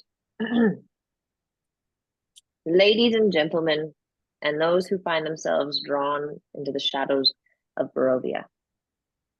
We gather here today in the heart of the shadowed realm where time seems to stand still amidst the eternal twilight that envelops this land. Underneath the moonlit sky and amidst the echoes of ancient tales, we witness a moment of rare and eternal gravity. Strahd von Zarovich, a name that echoes through the mists of Barovia with a resonance both formidable and unsettling, stands here today not in his usual role of the Dreadlord, but as a figure seeking to entwine his fate with that of our bride that stands before us. A choice made, it seems, in pursuit of something beyond the usual reach of his dark sovereignty. And in the tapestry of existence, where the threads of fate weave together countless stories, this union represents not just the merging of two lives, but the blending of destinies intertwined by the threads of time itself. This union, though marked by its own peculiar brand of gravitas, will see two lives before me converging in a way that is both historically significant and perhaps unsettling in its implications.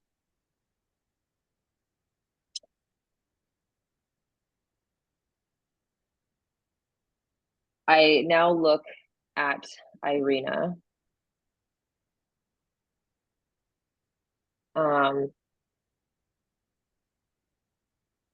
Does she have her hands free or is she completely bound? Her hands are underneath the shroud that is currently over top of her, so it looks like she's bound. If I address her, will she be able to speak back to me? Can certainly try. Okay. Irina Kolyana, and I'm trying to get some sort of like look into her eyes, so I'm trying to like reach her. You stand here with courage and grace, about to step into a world where legends walk alongside reality and where the past and future are but whispers in the wind. Your presence brings a new chapter to a story long told in the shadows, and a chapter that promises the warmth of a shared life, despite the chill of ages that have passed. In this solemn ceremony, we acknowledge the gravity of the vows exchanged. Oh, actually, do we have Squally like fumbled a little bit, but he's gonna say addressing. Okay, sorry. He finished addressing Irina. He's gonna look at Strahd. Is there an exchange of vows presented today? You receive no response from either party.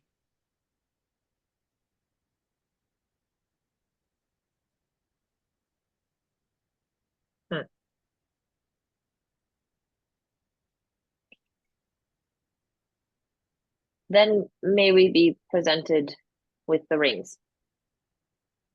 Ratka begins to walk up.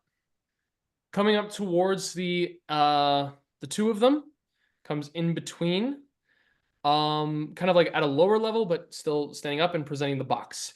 He opens the box up, and with that, has the two rings that are there ready for you to be able to take, Squally, when you are ready.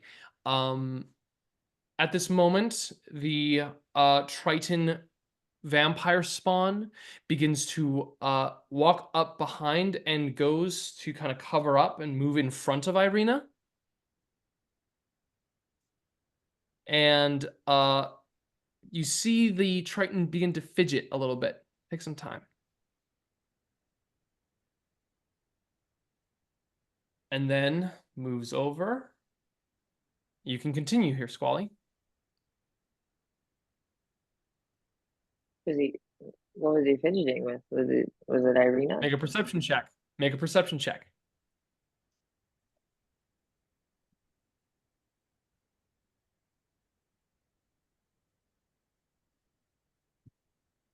That'll be a dirty 20. Okay. A dirty 20. You see as the fidgeting occurs, the Triton's hand has moved under the cover and is gone to the rope-bound hands of Irina.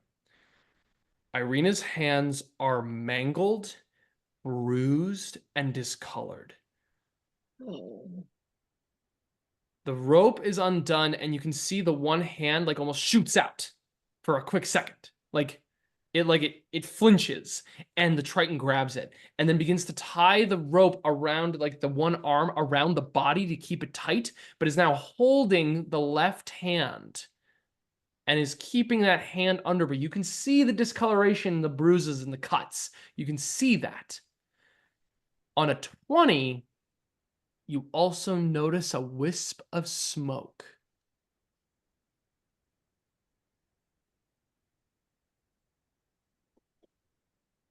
And Strahd he doesn't have the same cover. It's different, or is it? It's a black veil cover. Yes, that is correct. Strahd has a black veil cover over his face.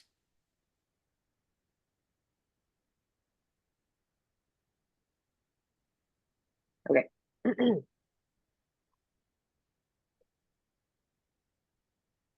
At this moment, I'm going to once again try to make eye contact with Irina, and I want to very quickly and briefly, even though she can't see me, I want to mimic her aura like I've done before, but in the way of how I feel her pain, and that like I'm gonna try to do something to help her. I just want her to get some sort of sense from me that I'm not doing this. Yeah, but just like a brief moment to her reflecting the pain I know she's feeling. You got it. Squally, go ahead and make a religion check, please. Ooh. Using your wisdom and like your wisdom bonus and using your what is it called? Your wisdom.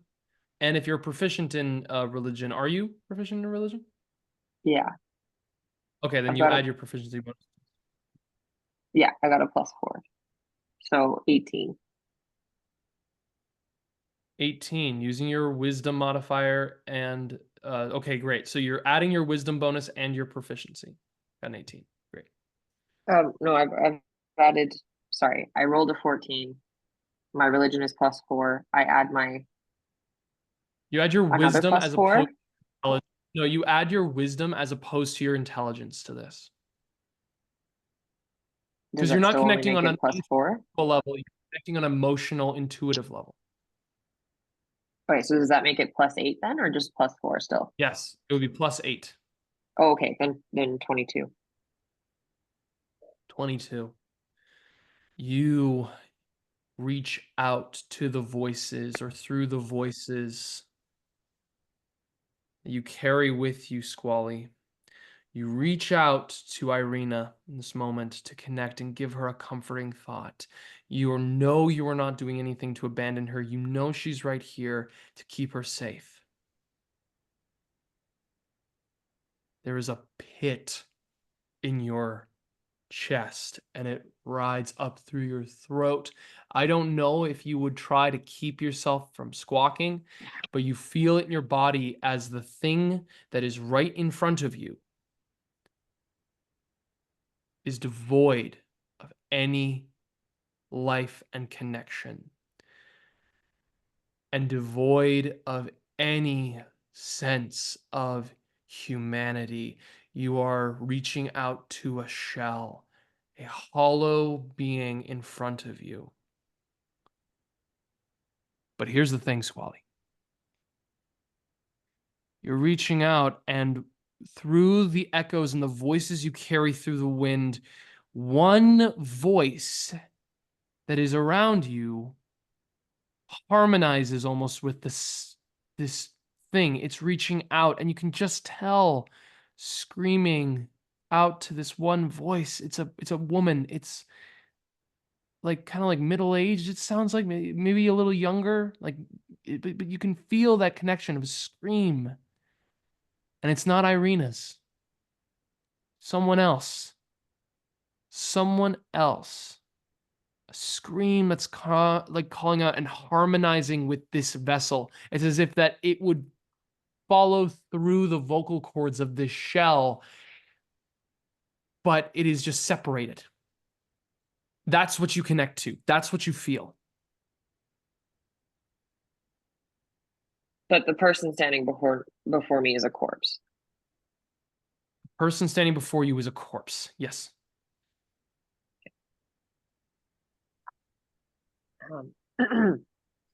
I try to hide that I am devastated. I need you to But make I a look- deception check immediately.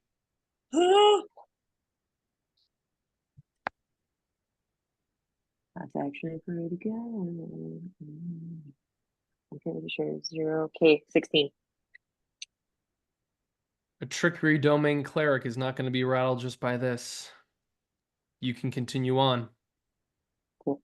In this moment, I look to Strahd, Okay. and I just mention without vows, I'm just going to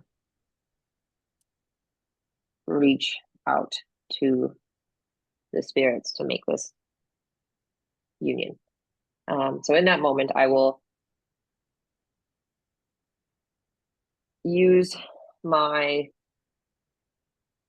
ability to speak to the spirits. I want to listen to that voice a little bit more. I want to hear that voice and close my eyes, and I'm just going to start to commemorate the vows that I think should be said.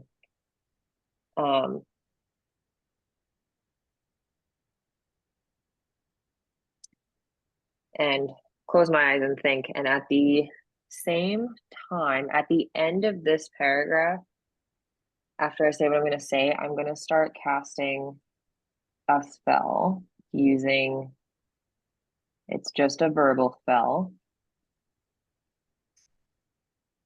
So I'm also trying to make it look like I'm speaking to the spirits. I'm trying to hide that I am casting a spell, essentially.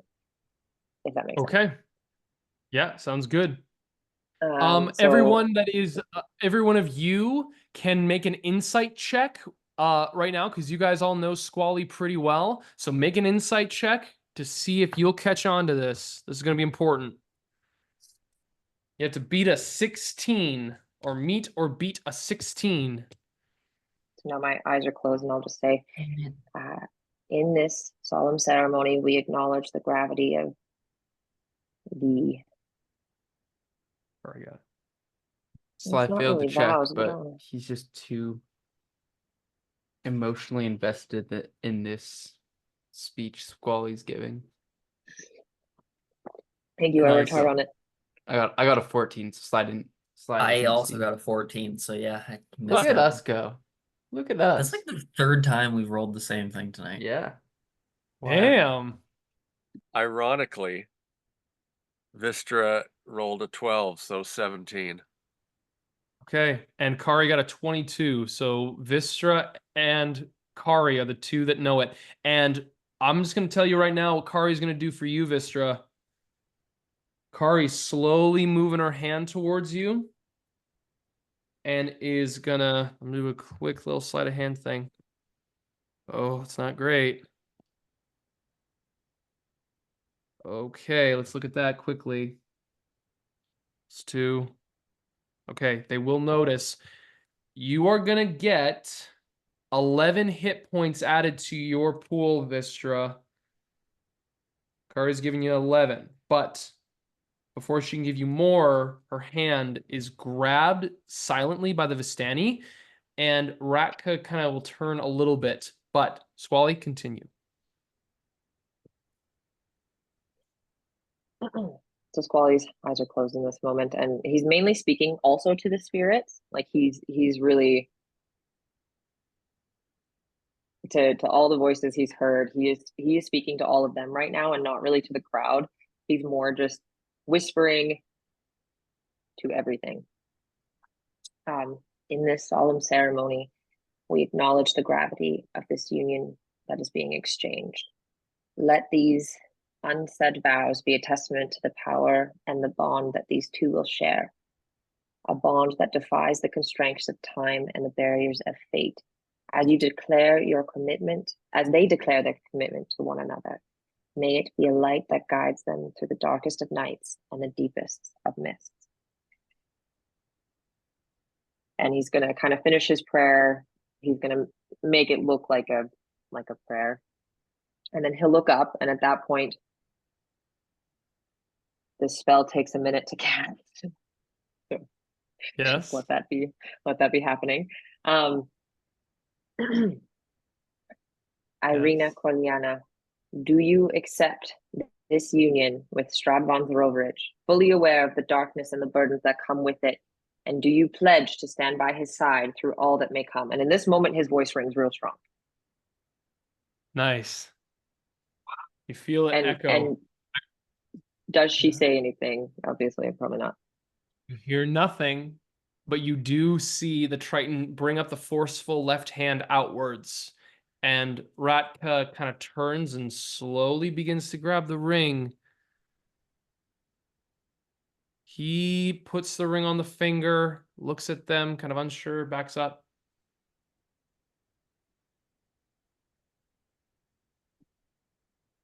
I look at Strahd and I said, do I get any verbal confirmation from this woman? You get no verbal confirmation. The lack of consent in this situation is leaving Squally in. Anyways, Squally puts his pride aside.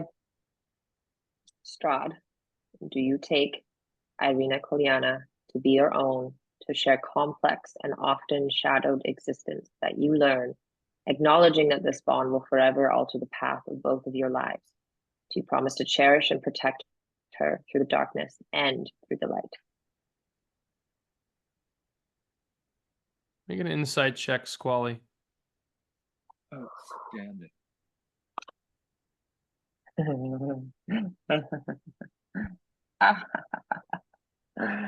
27.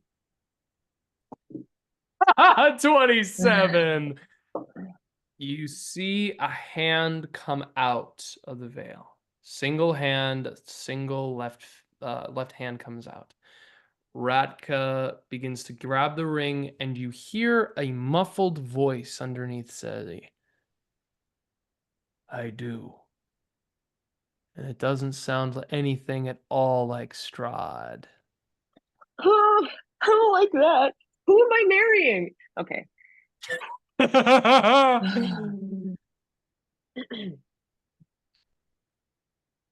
Okay, and the rings have been The other ring is about to be put on. About to be put on, yeah. Do you allow it to be put on, Squally? I make eye contact with Ratka. Ratka looks at you. He doesn't know what's going on. He can't read what's going on here.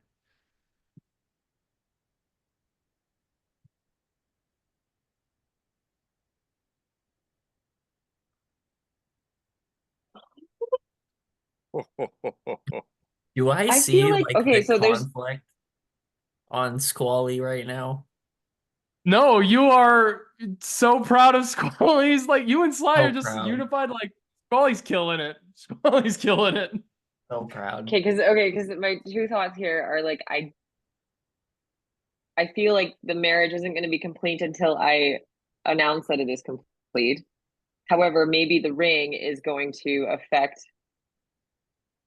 If the ring is put on, does that complete the marriage? That's the thing I don't know. Yeah, that's the question, isn't it? That's the question. What do? Do you let the ring go on the finger?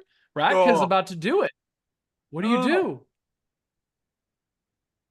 I'm going to give you 5 seconds, Squally, to make a decision. Yeah. Okay. While it's like starting to go on, no, I have my decision. I know what I'm gonna do. Alrighty. I'm going to Make it. like yell. This is going to be loud. I have been casting gas for the last minute. Yes. Oh, And shit. In that moment, I am immediately going to say, by the power vested in me, before the ring goes on, I'm going to say it as fast as I can. By the power vested in me and by the authority of the ancient powers that govern this land, and declare that you may not seek to marry this woman. May whatever future upfolds be one where you choices lead wherever they may. And like Squally just like blurts it out before the ring goes on. And Holy now, shit. Now, Strahd must make a. This is my magical command that he cannot marry this woman, and it can't be for 30 days. You must make a wisdom saving throw. Oh my god. I know this works. I'm gonna be excited. Holy shit. What is your what is your thing? What is your bonus? What is your thing? No. 16. Tell me your thing. DC? The spell save? I said 16. Okay. Liam must be flustered. Even he's calling it the thing. Yeah. Shit. Okay, creature can't understand the language. Okay, they can. You can issue any command you choose. Should you? Okay, that's wild. Holy cow. For 30 days? For 30 days. Okay. Okay, you say that. It emanates through. You feel this energy just completely fill the room at this moment here. As it ends, I want to check with you quickly, Squally, because you end here and you can, I will, you've used your action here, but you can still do that whole ceremony thing with your robes. You have a bonus with it you can do, and it can be an action later on. You cast out the spell. Holy shit. And as it goes out, the hand stops. Yes, what's up? I have one thing too. If I can, I don't want to. Yeah, I would like to use my ceremony thing like right away if I could as well. Okay, that's gonna be good to know. But I can also wait till you. What is your intended ceremony? Just so I know, what is your intended ceremony? I want to write this down. I would really like to grab the corpse or grab the hand, and use funeral right away. Okay.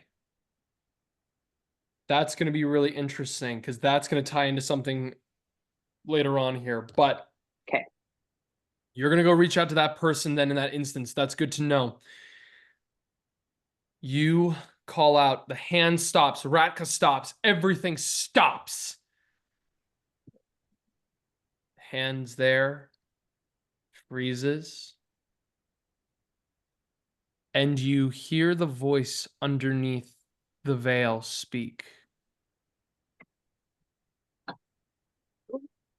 I have no intention of marrying this woman. I have no intention. I have no desire. My desire is very simple. My desire is to kill those who killed my brother. And Aragol is going to take a dagger and is going to try to stab you, Squally. And that is where we're going to end our session. What just happened? Who's Excuse me while I get my Aragol's notes. the Vistani? Who's Aragorn? The guy we killed his brother. This was like really recent. Why is he under the Strahd thing? That when we had to kill that Vistani guy that Mr. got in The guy that Yeah, like Wystera. Yeah, Here we are cleaning Vystra's messes up again. what did he do? He did something, and I think I attacked him, honestly. yeah, he hurt. Well, his brother lashed out he, at like- Squally, so Wystera skewered him. That's what it was. Yeah, and then we killed him. No. Squally, I'll No? let you know I rolled a natural 17 on it with no bonus, so I rolled a 17 on that. Yeah, that hits. No. 17 to resist your thing with a saving throw. Oh no. But it's not even Strahd. Yeah, it's not. It's not even It's Strahd. Aragorn, and he pulls the shroud away as he's going to go and stab you. And that is exactly where we're going Wait, to go. he pulls Strahd away? Sorry, hang No, on. Strahd's not there. He Pulls pulls the veil off away. from his face, And reveals Strahd's it's just not there. Aragorn. Strahd's just not there. We've been But that is duped. Irena's body. We've Nope. been You don't bamboozled. know just yet. We've been duped. We've been Nope, bamboozled. not. We've been so duped. The old hoodwink. The old switcheroo. You said it. Oh, baby! I'm had a so whole The excited. last thing I will say is in that moment, Eren could not be moving faster in that dude's direction. I don't know Yeah, how as far I well. am away. I'm glad that we sat fairly close. Yeah, you're right. Yeah. How close are we Yeah. about? Oh, you guys, in terms of right up front, you are at least 40 feet away. And you got some pews in the way. We'll get to that, though, in our next session, guys. Thank you so much for watching. This is Curse of Strahd for Novice DMing. I'm so excited for next week, everybody. We're going to be live streaming next time. It's going to be wild. We'll see you all next time. Take care.